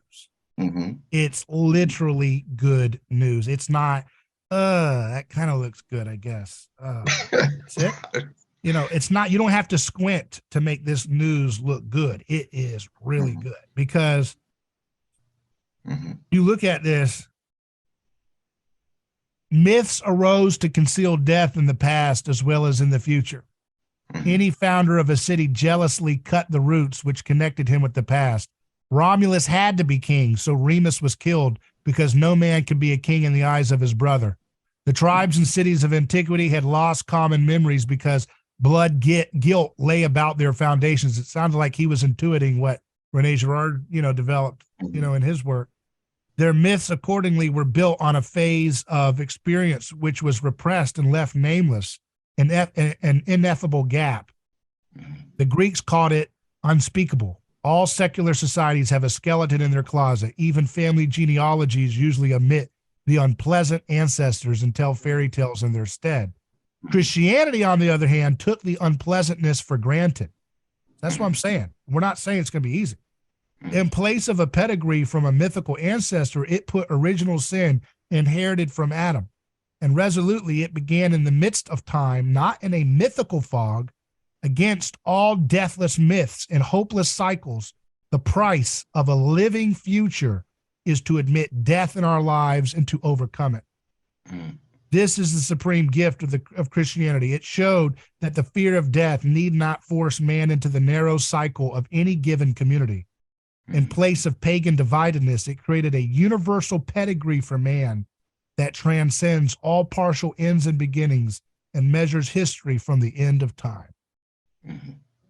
So we are ambassadors. If we are living like Christ and thinking like Christ and creating like Christ, we are literally time traveler ambassadors from the future. And the reason why we can't ever get this thing going better than we can is because nobody truly believes that. Where your head leads, your body follows. If your head believes you're a loser, you will fail. If you think Christianity is a loser's project, you will lose. But if you start to believe in what Jesus offered us, then you'll start to realize that we are to usher in how we are to model how humans are going to relate to one another. So when we talk about energy too cheap to meter, we can do that in 5. It's like you said, Shannon, we can do it the easy way or the hard way. I've said that a lot. Jesus is winning, though. I want you to understand that Jesus is winning, and globalism is a sick, perverted ripoff of Jesus, but Jesus is still using its weak, cheap ripoffness to pursue the salvation of the world. Because when he talks about pagan dividedness, it made me think, I thought that's so interesting because Jesus did say he came to bring unity, but not as the world gives it. And pagan societies were very good at unifying around their sacrificial, violent outlets, right? But in their internal unity, there was constant dividedness, right? Everybody was divided by class, nationhood.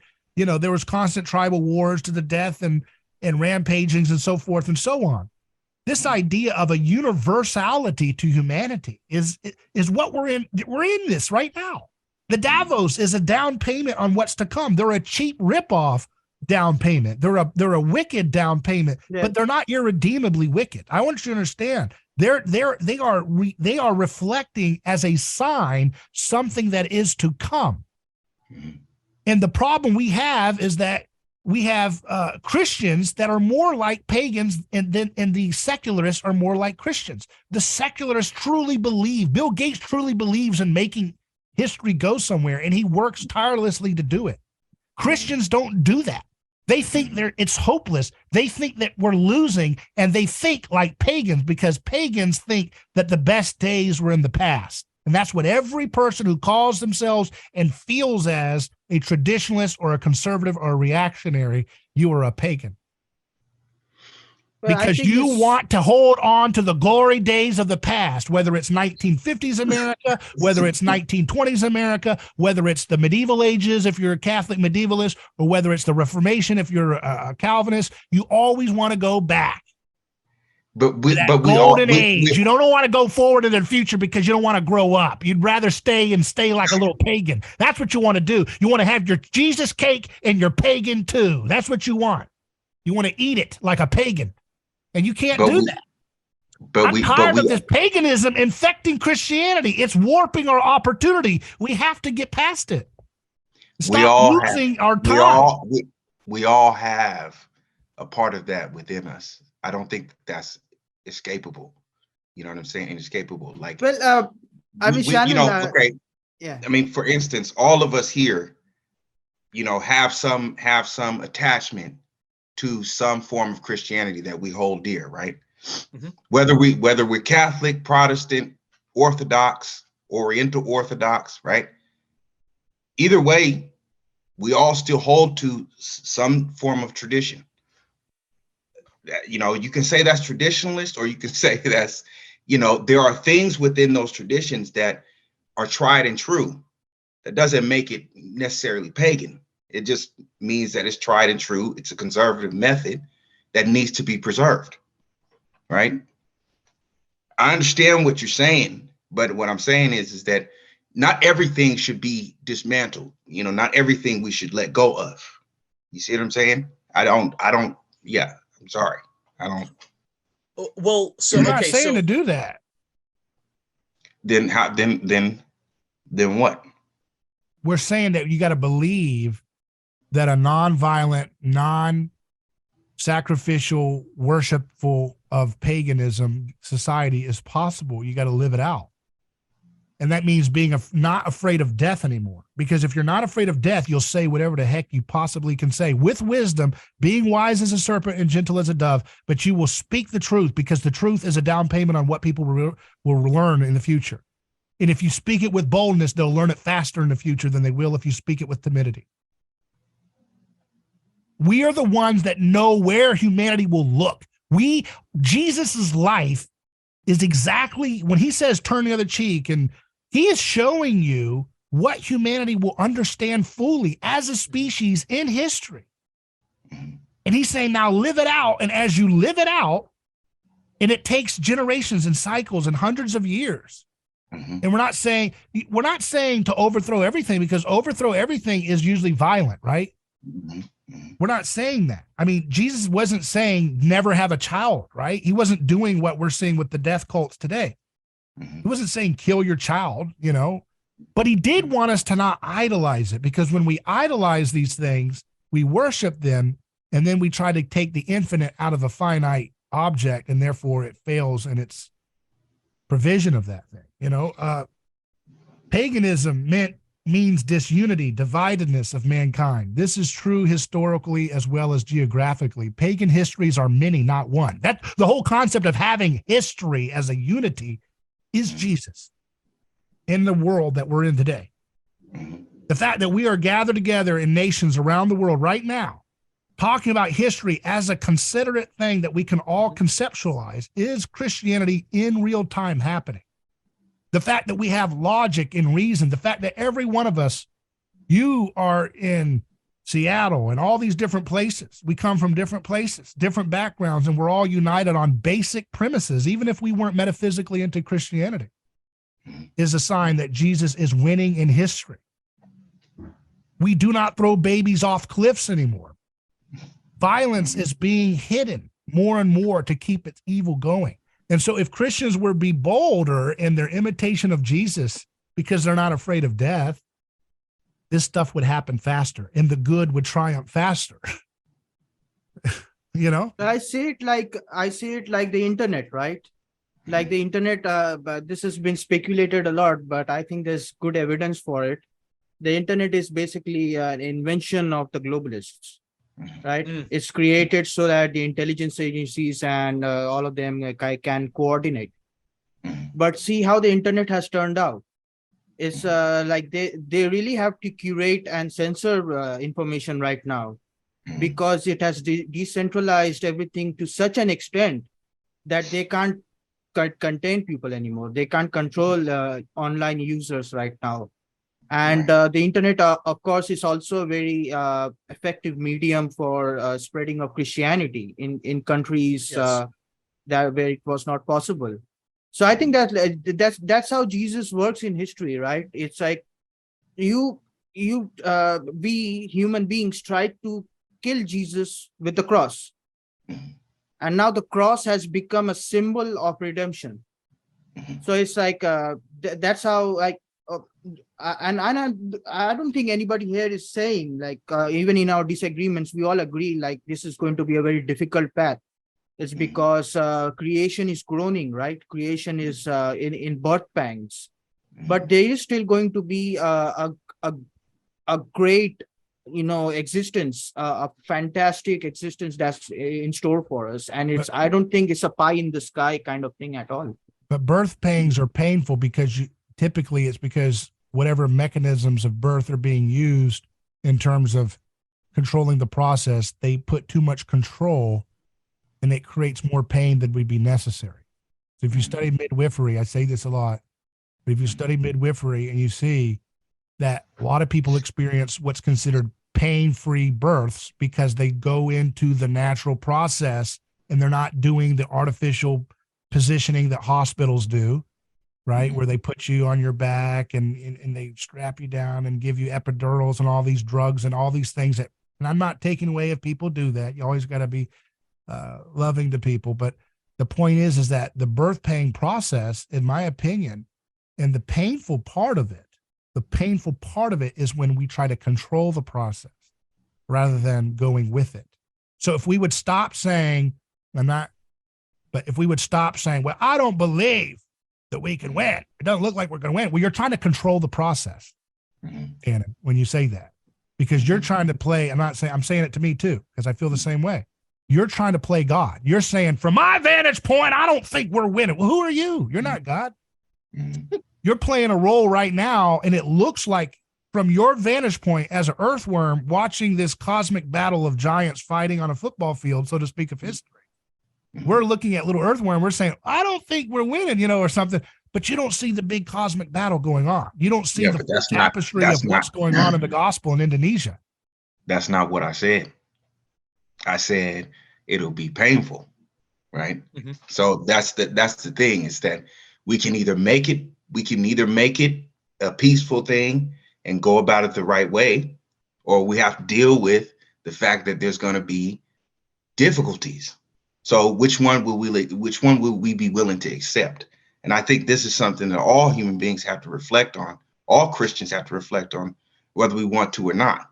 Right? I mean, it's just I'm saying though that this idea that it will be less painful will be a result of when we try to be in this kind of painless approach to it, you're not going to be able to get through it without having to suffer something. That's what you're saying, right, Shannon? Did I hear you right? Right. I'm saying that, like, yeah, either it will be a thing of, like, you're gonna have to sacrifice, right? Or we will have been able to transform the world in a way to where we've mitigated the suffering.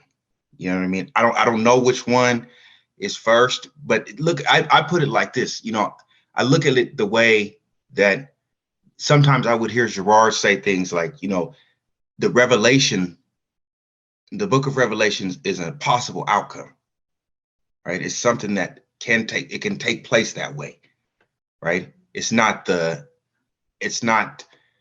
what has to be, but the way in which we are, the way in which history is playing out, in our daily life and stuff like that, seems like it's going in that direction. Well, he's gone, right? He doesn't have to deal with that, but we as millennials, we do, and that's something that, whether or not we say, okay, I accept it or whatever, okay, I'm still afraid of that. I'm not gonna lie about that. Like, but it's still. I think the paradox is that people hold back on fully embracing the nonviolent, loving, creative, hopeful message of Christianity as a form of trying to make it safer and less painful. But in so holding back, it becomes more painful. That's what I wanted to get at earlier when I kind of lost my train of thought. Does that make sense? The paradox. Yeah. I mean, see what I'm saying? Yeah. Mm-hmm. Is that if we have that, because I agree with what you're saying that, we got to do this cautiously, but I'm like, okay, but that usually is the occasion by which it becomes more painful. You know, we got to slow walk this end of the war while millions of people are grinding up into, you know, this war machine, you know, as opposed to kind of having a little bit more boldness to say, no, this war must end, you know? You know what I'm saying? It's like there's an urgency to the apocalyptic unveiling of the world's inner workings that the gospel does give us. That doesn't mean to be careless in our urgency.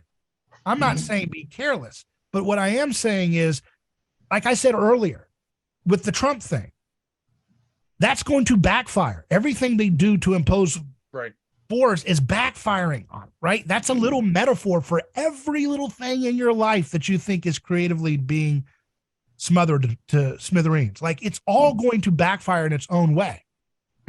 Like, for example, you know, the feminist movement, right? What has it resulted in now? It's starting to teeter back to women don't want to be at a lunch meeting. It's turned on women. No, but what I'm saying, it's not turning on women. It's bringing them back into honor, because women don't want to go to lunch with their coworkers because that's too opportunity for scandal and sexual harassment. We're right back to where the balance should have been, you know. So it's gonna, but it's not right back. It's back with new information added since that pattern of behavior was eradicated by the revolution. Does that make sense? You go, so you have a norm. You have a norm of like men and women and the way they're supposed to conduct. And it's kind of changing through 2,000 years. And then it goes, and then here's just like escalation. It goes off on this revolutionary tangent, but the revolution eats itself, and they come back with new information that calibrates and is an advancement from the previous era of gender before the revolution. Plus, you know what I'm saying? It reintegrates the wisdom. It retrieves it back from history. The women are separated from the men anyways. They end up being separated from the men anyways. I get it. And the same thing with gender identity. Right now, what's going on is humanity, they're going through this process where they're see, all of this stuff, you've got to think of it bigger. Think of it as a little human species that's trying to, it's like a little baby learning, right? And it's picking up objects, and it picks up it picks up objects. It picks up grapes, and it says, oh, what this? And it's figuring out what this is, right? That's what humans are doing right now. They're Was that a French accent? They go, what's this? Look, it's grapes. So what they're trying to do is they're learning, wait a second. So male and female weren't just dropped on from heaven. There is a sociality to it. And so they're playing with the new toy. Don't you see? I know I sound really Pollyanna right now. Everybody's like, oh, shoot, what are you doing now? You're trying to, but what they're doing is they're playing with the new shiny toy. They figured out human species is like a toddler, and they're like, oh, so gender, not just from heaven, it actually has some of that, but also it's constructed. And so they're playing around with that. Well, if it's constructed, let me try to put grape on my head. And then the conservative reacts to it and says, oh my God, don't put grapes on your head. That's gay. Oh my God, put a law to it. Stop it. Oh my God, it's Greek gayness. Oh my. And then they're like, oh my God, did you see how creepy that guy was? We need to protect them. And then everybody who wasn't really caring is like, oh wow, the guys with the grapes on their heads, we need to protect them. I'm an ally for them. What the heck is that crazy guy screaming at the guy with the grape on the head? And then all you got to do is just slowly teach them, yeah, you can eat it. And then when you eat it, you learn the lesson instead of screaming and reacting to, oh, it is social construction. Yeah, there's a little bit of that there. There's a little bit of social construction and gender identity. Yes. Now, it takes time for humanity to work that out. And it takes more time when the Christians in the room don't have that self-awareness and then have the future orientation about how to steer the child to the next stage of development. That is what we are called to do. We are supposed to, in the glimpse of Christ, see what it's like to be fully adult, and then to be that self-aware 4-year-old next to the other 4-year-old who says, yeah, take that off your head. Try one. Oh, so it's male and female. We're back to, what I saw the other day. Some girl dressed up, got her beard. She did the hormones. Did you see the video went viral on TikTok and Twitter? This girl went through the whole gender process, right? She did the hormones. She got a beard, just like almost as good as mine. And she was Wow. Did you see it? And she got. You have to be specific, but we she see was a lot really- of women with beards nowadays. Yes. She had transitioned in her mind to a male, right? Mm-hmm. But she was really lamenting the fact of how lonely and isolating it was to be a man. Mm-hmm. She says, you have no idea how hard it is to be this way. You go around and nobody cares about you. Doors open and close and people come and go like you don't exist. I can't stand it. It's horrible. And then she's like, I still know that cis white males are the problem. So she paid her tribute to her sugar daddy state, right? Like you said, sir, she paid her tribute to the sugar daddy bad boy who blows up people for a living on a Harley. That's the state.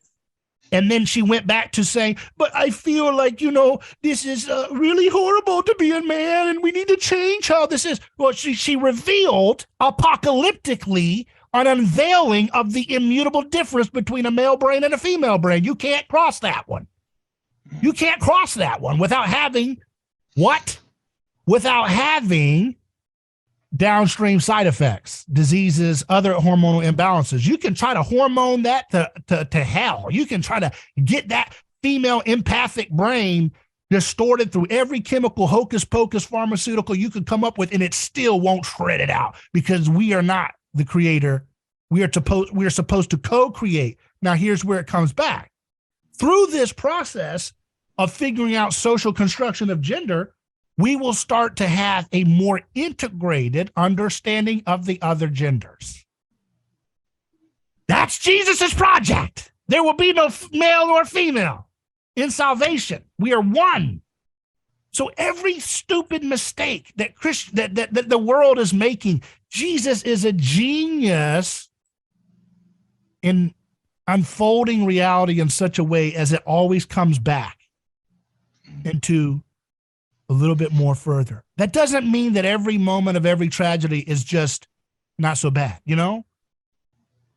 There's people who will be martyred. There will be people who will be killed. There will be people who will be starved. There will be people who will be assaulted for Mossad and CIA at Epstein's Island. Mhm. And then there will be people who clap and say that's what it means to be a chosen nation of God to go along with Epstein stuff. There will be that kind of ugliness that people have to deal with along the way that you can't excuse away. You can't soften that. You can't soften the brutality of what those nations that were doing the Epstein ring did. There's no apologizing behind that in terms of watering that heinous behavior down. But all we can do is tell the truth and to provide people an example of the mindset needed to be freed from those shrunken states that empowered those systems in the first place. Well, why do we need monuments? We like people when the crazy leftists try to tear down the monuments, they bring out that now this guy had slaves or this guy have committed genocide. But I think we know very well why we need monuments. We need monuments is because we need to know both the good and the bad, right? If we tear down statues, we won't know the bad. So it's like, and we won't know the good either. So it's like erasing history. And this, if we're going to go back, like a lot of these people say on the right say, then that would be like, that would be like the leftist project in a way. Is because we want to wipe out our memories, all that extra information, that David talked about, like what makes a man and a woman a woman. So we will wipe out those memories and will like go back to square one. It's like born identity. Only it's like 1,000 times. That's a good point. Worse. That's really good. I like that. Yeah. You're saying that if we tried to roll back history, the kind of trauma that we would have to create to violently, psychologically force that back in would create that same attempt at cyclical stasis that doesn't move things forward. Exactly. Amen. Yeah, like Amen. the You can't, that's it. Do you see that? That's the whole project of the right. That's wrong, man. I mean, that's the whole thing. They're trying to, they're like, just let us do a little bit of violent sacrifice to purge the left, and then it'll be okay. And it's like, dude, you are still pagan, cyclical losers. I'm tired of this, man, because we have nobody in the public square truly representing this Christian message. And it's frustrating, you know, because it's like, let's get on with it. If the whole world could understand this message that we're talking about right now, it would change the world, as people who say. Well, and David, you know, you it's frustrating. It's very frustrating. But it's exciting too, right? Because it's not that hard to understand. We're not talking about esoteric stuff. We can break it down even easier than we've tried today. Well, so if we try to think about where all this is going, it's going to to the Garden of Eden perfected, right? You know, so the thing is, our end goal is it's very much like where we began. You know, so I think in many ways that gives the Christian a reason to say that, or a reason to have a positive view. It doesn't go where it began. It goes to a city. It goes from a garden to a city. It becomes much more better. Yeah, garden to a city. But with a garden still in the city. But I think that's one of the reasons that us as Christians, we have reason to be optimistic about the past and the future, because what we can say is that there are good redeemable things in the past. You know that come down from the garden. Yeah, you know, I mean, there's a lot of very, very bad stuff in the past, but there are good things that come down to us from the past too, that we can look back at and say are redeemable. And then there's the future too. The thing is, somebody like Bill Gates and all these WEF people that you mentioned earlier, David, you know, I was thinking about this. The only thing they have is the future. That's it. You know, that's the only thing they have. They're materialist atheists that believe in the Big Bang. You know, and so if you think about that, what they believe is that there was this big chaotic origin to everything, and then we were. That's just like pagan mythology. Pagan mythology says chaos starts the order. Right, but remember that there was also a lot of pagan mythology that said that the universe was ever existent.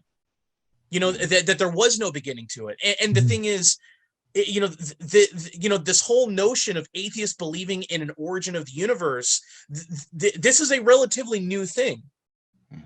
You know, because you know, you're not going to run into a whole lot of atheists today that believe that the universe has always existed. You know, but so I guess the only reason I think that's significant is you take someone like Bill Gates.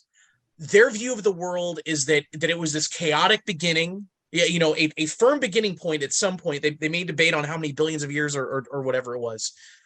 But what they're going to say is that we were amoebas, then we were apes, and we were fighting in the jungles and stuff, and then we created the state. And then through our creation of the state, we were able to start developing technology. And then through this technology, that's going to enable us to have to have this perfected future. And Bill Gates and the World Economic Forum and all these people, they're gonna usher it in where we can download our consciousness into the metaverse, and then we can get on rocket ships to get the heck out of here. You know, but the thing is, you know, we can laugh about it because it's absurd. But they're not. But the thing is, if you don't have any sense of history, yeah, and you don't believe there's anything redeemable in history, that is the only rational take you can have on this whole thing. But it's the same thing for the conservatives. Right? The conservative and reactionaries need to believe in the future. Right. Yeah. So the left is like a little earthworm feeler that's feeling in the darkness, saying, "I think there's a future." You know, I feel like that's a future in the dark. And then the right is feeling in the past and saying, you know, I feel something in the past that I need to retrieve. And the point is we've got to understand that both of them have a harmony, right? There's a harmony to holding the paradox. And obviously it should be oriented towards the future as what we're excited to pursue, because that's the only thing we were called to be. We were called to have this future orientation that is not content with a kind of stasis, right? I mean, conservatives, that reactionary mind that just says, no, whatever we have is what we need and that's it. Don't need to change anything. that ultimately leads in a failure of stability, because you can't keep doing the same sacrificial pattern without it breaking down and creating disorder, right? Conservatives say, why can't we just have law and order? Why can't we just have these onerous sentences? Because it creates broken families. It creates disintegration. It creates disintegration of neighborhoods. It creates disintegration of entire economic systems, right? And so we can't go back to the same sacrificially enclosed system and have any kind of stability that conservatives are pining for. They want stability, and they think if we just keep it the same old, it'll produce that fruit, but it doesn't. Yeah, I mean, like, in order to have a progressive future, we need to redeem the past, right? So by what I mean by that is our parents, our ancestors were tribes fighting each other for dominance, and we being their children can unite under the banner of Christ and create a future that is worth living for our children. Right? If we deny our past, then we deny the future. They're both linked together. So you see what the Christian message does? It takes that conservative and that liberal, and it brings them together and makes peace. Our collective mind is losing its mind because it's haunted by the past. And it's so funny. It's so paradoxical because liberals are the ones who live in the past the most. That's all they ever talk about. They don't know how to love their neighbor right in front of them, but they know how to make a movie about every kind of atrocity or every kind of horror thing that ever happened to somebody. But that's what they believe is going to usher in some kind of future utopia, is by constantly relitigating all the traumas of the past. And the conservatives, it's paradoxical. Conservatives don't want to relitigate the past at all. They just want to head straight to the future without learning from the wisdom of the past. Isn't that funny how that works? Yeah. Yeah. They're mimetic doubles in that way, but they're because conservatives want to say, like, just pulverize people for doing drugs and stuff like that. And then people are like, no, but look at all the generations of poverty that war on drugs has created. Look at all the brokenness. Look at all the fatherlessness. Look at all the welfareism. Look at all that stuff. Look at all the broken communities are all around the world that our CIA has run drugs with, Like, you can't just have this cartoonish conservative mythology in mind that doesn't learn from the truths, right? But the reason why the left is the winner, and this is a practical matter, though, for those who don't even believe in the metaphysics. The reason why the left keeps running the show is because they more effectively imitate the aesthetic and ethic and vision of the future of that Christianity presents. They're both false imitations, reactionaryism and future, this utopian leftism. But the leftism in your gut aesthetically feels a little bit more closer to the Christian vision. That's why they were there for the marches in Selma. Okay. Right. You see, to me, they knew something, right? Yeah. That's why all this stuff starts in theology and seminary schools. All the leftism of today starts there. Whereas conservatives are like, we don't need to go to, or maybe they did, but they were so busy trying to guard the text or to guard a tradition, which needs to be protected. Like Chesterton says about fences, but that's all they did. They idolized those. Back the blue. It's like this glorification, right? I stand for the flag and I kneel for the cross. What? So that's like equal power symbols for your reality? What? And what does that even mean? Like, so is standing like more reverential than kneeling, or what's going on? I don't understand that. But this kind of idolization of the past, because conservatives are terrified to go into the future because they don't fully read their Bible. Because if we are not going to take our flags into heaven with us. We are not going to take our apple pie into heaven with us. So it'll be something tastier there, right? And there'll be something more beautiful than a flag. Yeah, that's why Jesus said, like, if you don't hate your parents in comparison to your love for me, then you do not love me, right? So, like, he was basically saying, like, all of these things will seem like, I think even patriotism comes into that, right? So, if all of those things are idolized at the same level as your adoration of me, then that's not real, worship. That's not, you're not saying that Jesus is your master. Yeah. Exactly. And that's the lesson that we're supposed to learn right now, folks. The lesson, the left is just like anything else, and it's the same for the other way too. And I know in a different type of way, but the left is like every other chastisement that you see in the Bible, where God gives over his people to a brutal reign of power. It's a chastisement that's meant to correct you, to get you to show up and start unleashing your creative love and your creative joy and your creative hope and your creativity and your innovations and your self-giving, right? It's meant to get that out of you. Okay. The left is like a stress test on the right. Okay. And the establishment. It's meant to poke holes at the foundations, right?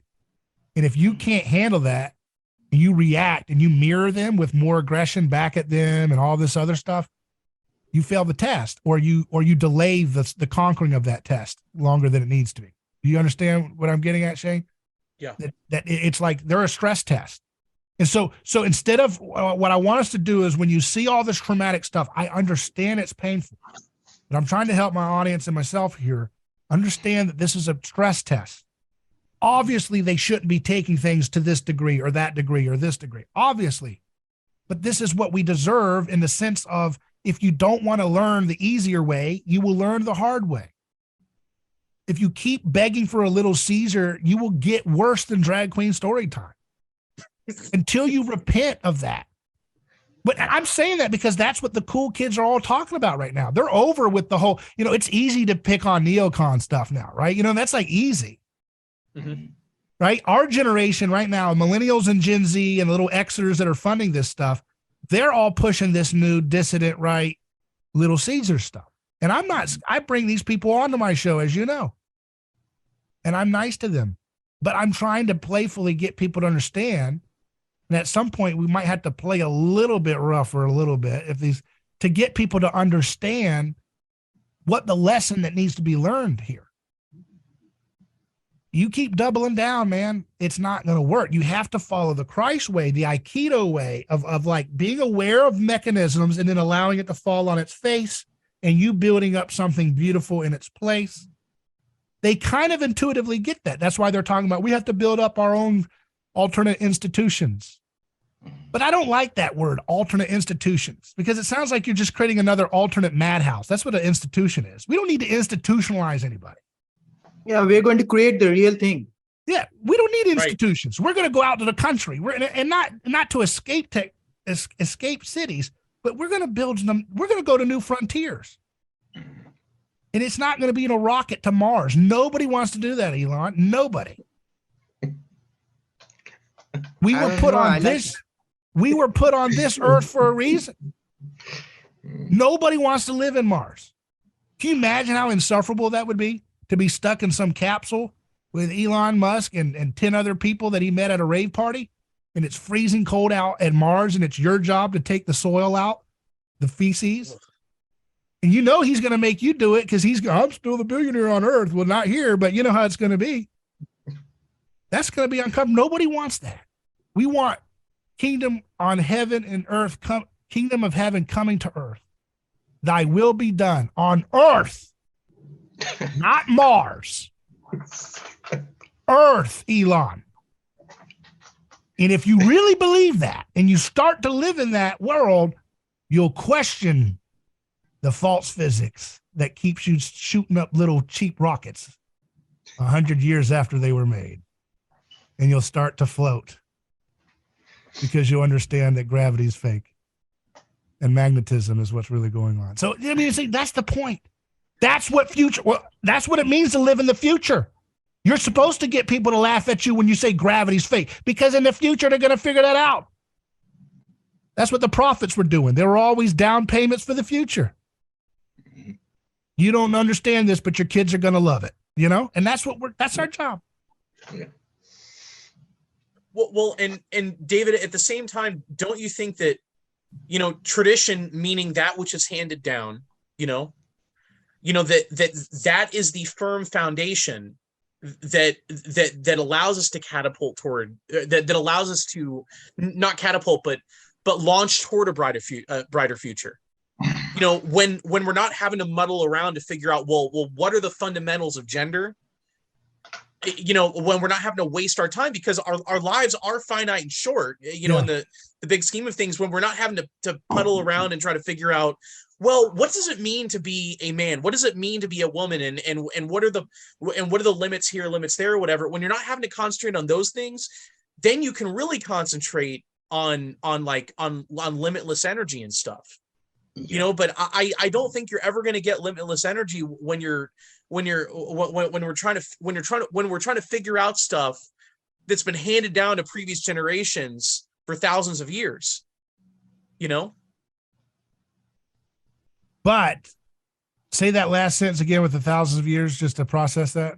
That we're never going to be able to launch into the brighter future when we're not handed down the traditions that have been handed down for thousands of years. Yeah, like when we're muddling over distractions, it's hard to actually get to the real. But they're not distractions. They're challenge. They are distractions. They are lunchroom drama, but they're not if you understand them for what they can be. So the mind can make a heaven out of hell or a hell out of heaven. And if you look at it the way God wants us to look at it, with joy and hope and love for even those who are trying to spite us, and you look at what the truth is that they're trying to scratch out in the dark, you can scratch that itch better than their false alternatives are to the kingdom of heaven. You can scratch that itch better. So you don't have to otherize them to feel.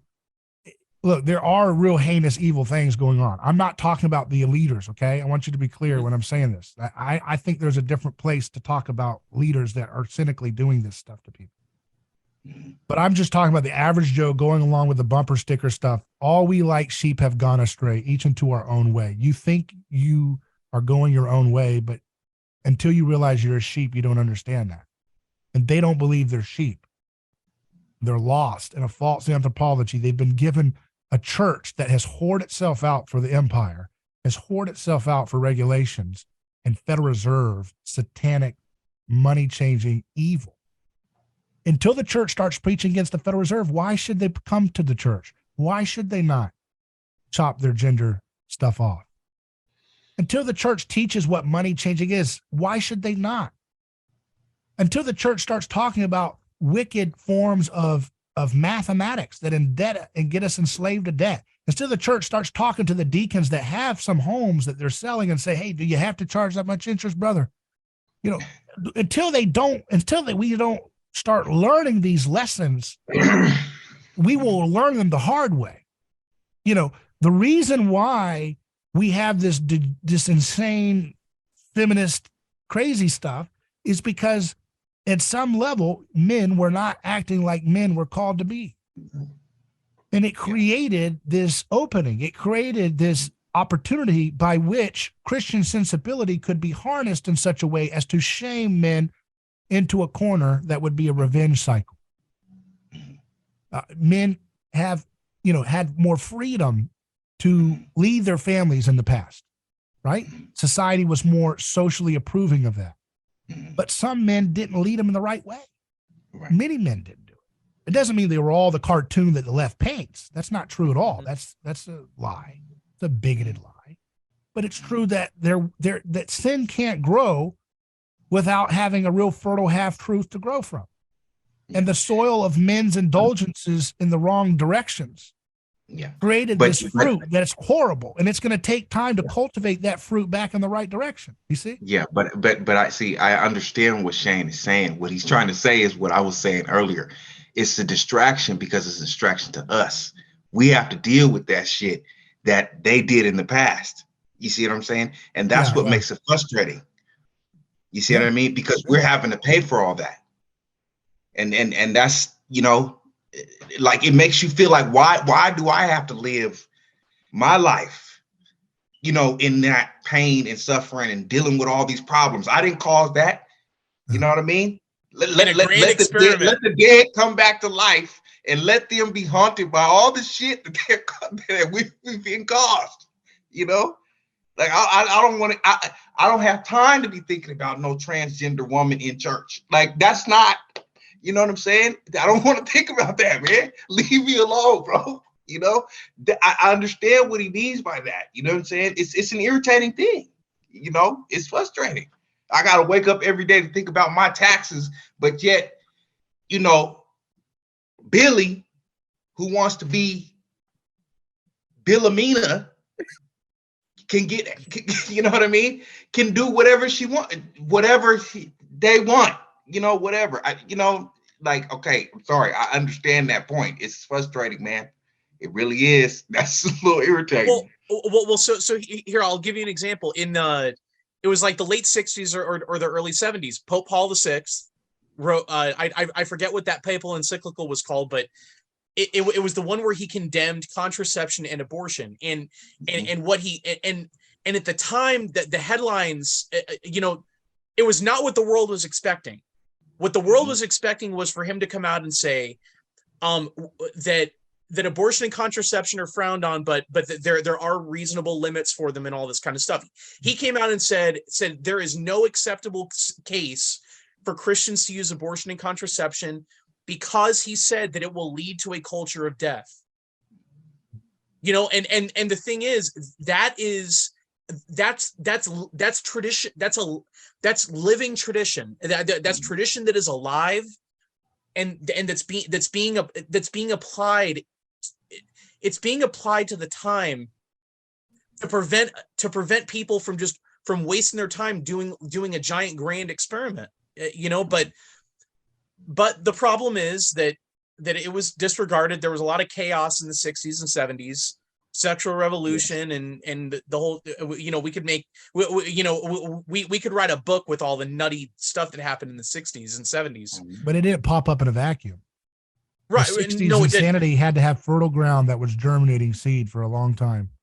Yeah. Or was growing a seed for a long time. Yes. But this one and it definitely was. When Alexander Solzhenitsyn was writing his critique on the Soviet Union, he did not just critique the communists. He was just as ruthless to the regime prior to the communists, the Bolsheviks. And the logic that he used was, if they had lived up to their Christian standards and not gone off and sent their people, if the Tsar had not sent his people into war for the bankers and these greedy, power hungry elites, none of this would have happened. If only the Tsar would have stayed true to his calling as a Christian leader and, not be a warmonger.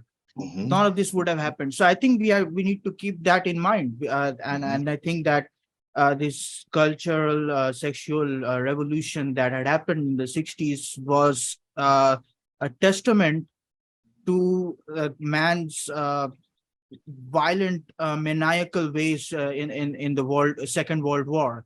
There was no need for a war at all. Like it was unnecessarily escalated by all sides. People were just dying to have another war. I mean, if you go back and look at it, like they just did not have the common decency, the common sense. And because so many men died in that war, the women, they lost faith in men. They felt that absence in their household. So many millions of people died all in all countries. They felt that absence, and by feeling that absence, they grew bitter to an extent. and that is why they decided to have, like, we don't need no man anymore. Yes. So they had that mentality, and now where did that come from? That came from violence. Yes. That came from destruction. I agree with that. But the very last thing I want to say is, why do I have to pay for it? It's your cross, bro. But because that's making the same mindset. That's making the same mindset when Jesus said, if you're saying if we had been in the time of our forefather, we wouldn't have done the same mistake. And that's I'm not saying I wouldn't have done the same thing. I'm just saying, why do I got to pay for it now? Well, they paid for it in other ways. Man. They didn't have air conditioning and stuff, man. They had other things. But I don't need air conditioning. Oh, yeah, you are in a cold area. Yeah, man. You know what I'm saying? I don't want to be dealing with the problems that they have laid upon me. That's what I'm saying. That angers me. And if that's scapegoating the dead, I'm sorry, but I'm scapegoating the dead, dude. That bothers me.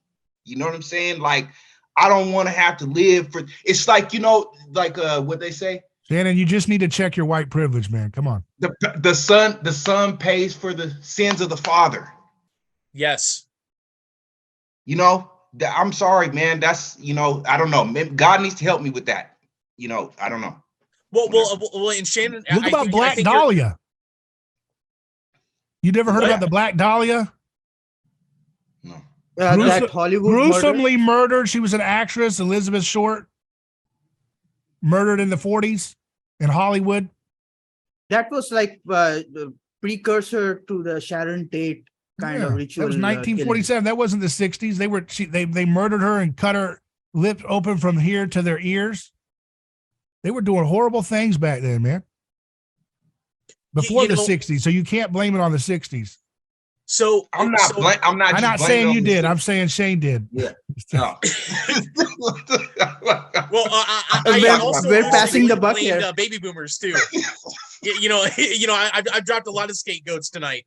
But let me say this though. I think if we really want to look at the delivery mechanism for all the confusion and the disruption in the passing on of the tradition, I think a major culprit was the development of the technology of mass media. Because the thing is, in previous generations, the threshold was pretty low for passing on tradition and for passing on morals to kids, to the next generation. But what happened during the 20th century was you had mass media that was created, first the radio, then the television, and then now it's streaming services and everything. And I think parents, I don't think parents realized what they were giving, what influence they were giving up to the owners of the mass media entities or organizations or whatever you'd want to call them. And they really passed the buck on that, a responsibility that those parents had, which was to pass on tradition to their kids. And they allowed that to be handled by the music industry, by the movie industry, by and just by TV media, radio media, the cinema in general, but CIA. Exactly. Yeah. They basically handed their kids off to get psyoped constantly over and over and over again. But, I do think one benefit of that happening and us living in the time that we're living in is millennials are very aware of the fact that what media content you consume, that's going to be a major influence in your development, and that is, the most radical blue-haired left-wing, feminist knows that, just as the most far right-wing Bible thumping conservative, knows that too. So I think we're much more conscious of what media we're consuming, and that's one of the reasons that the people that watch A Neighbor's Choice are the most brilliant people on the planet. I agree. There's nothing you can say better than that, huh? Yeah. Thank you guys for coming on. You got it, Red. Thanks for having me. Yeah. Oh, thank you I for having got me, one David. more thing. I got to talk about Zoroaster. Just one real quick. I got a few going on with Zoroastrianism. I went on Oh a my Uber goodness. Boyo.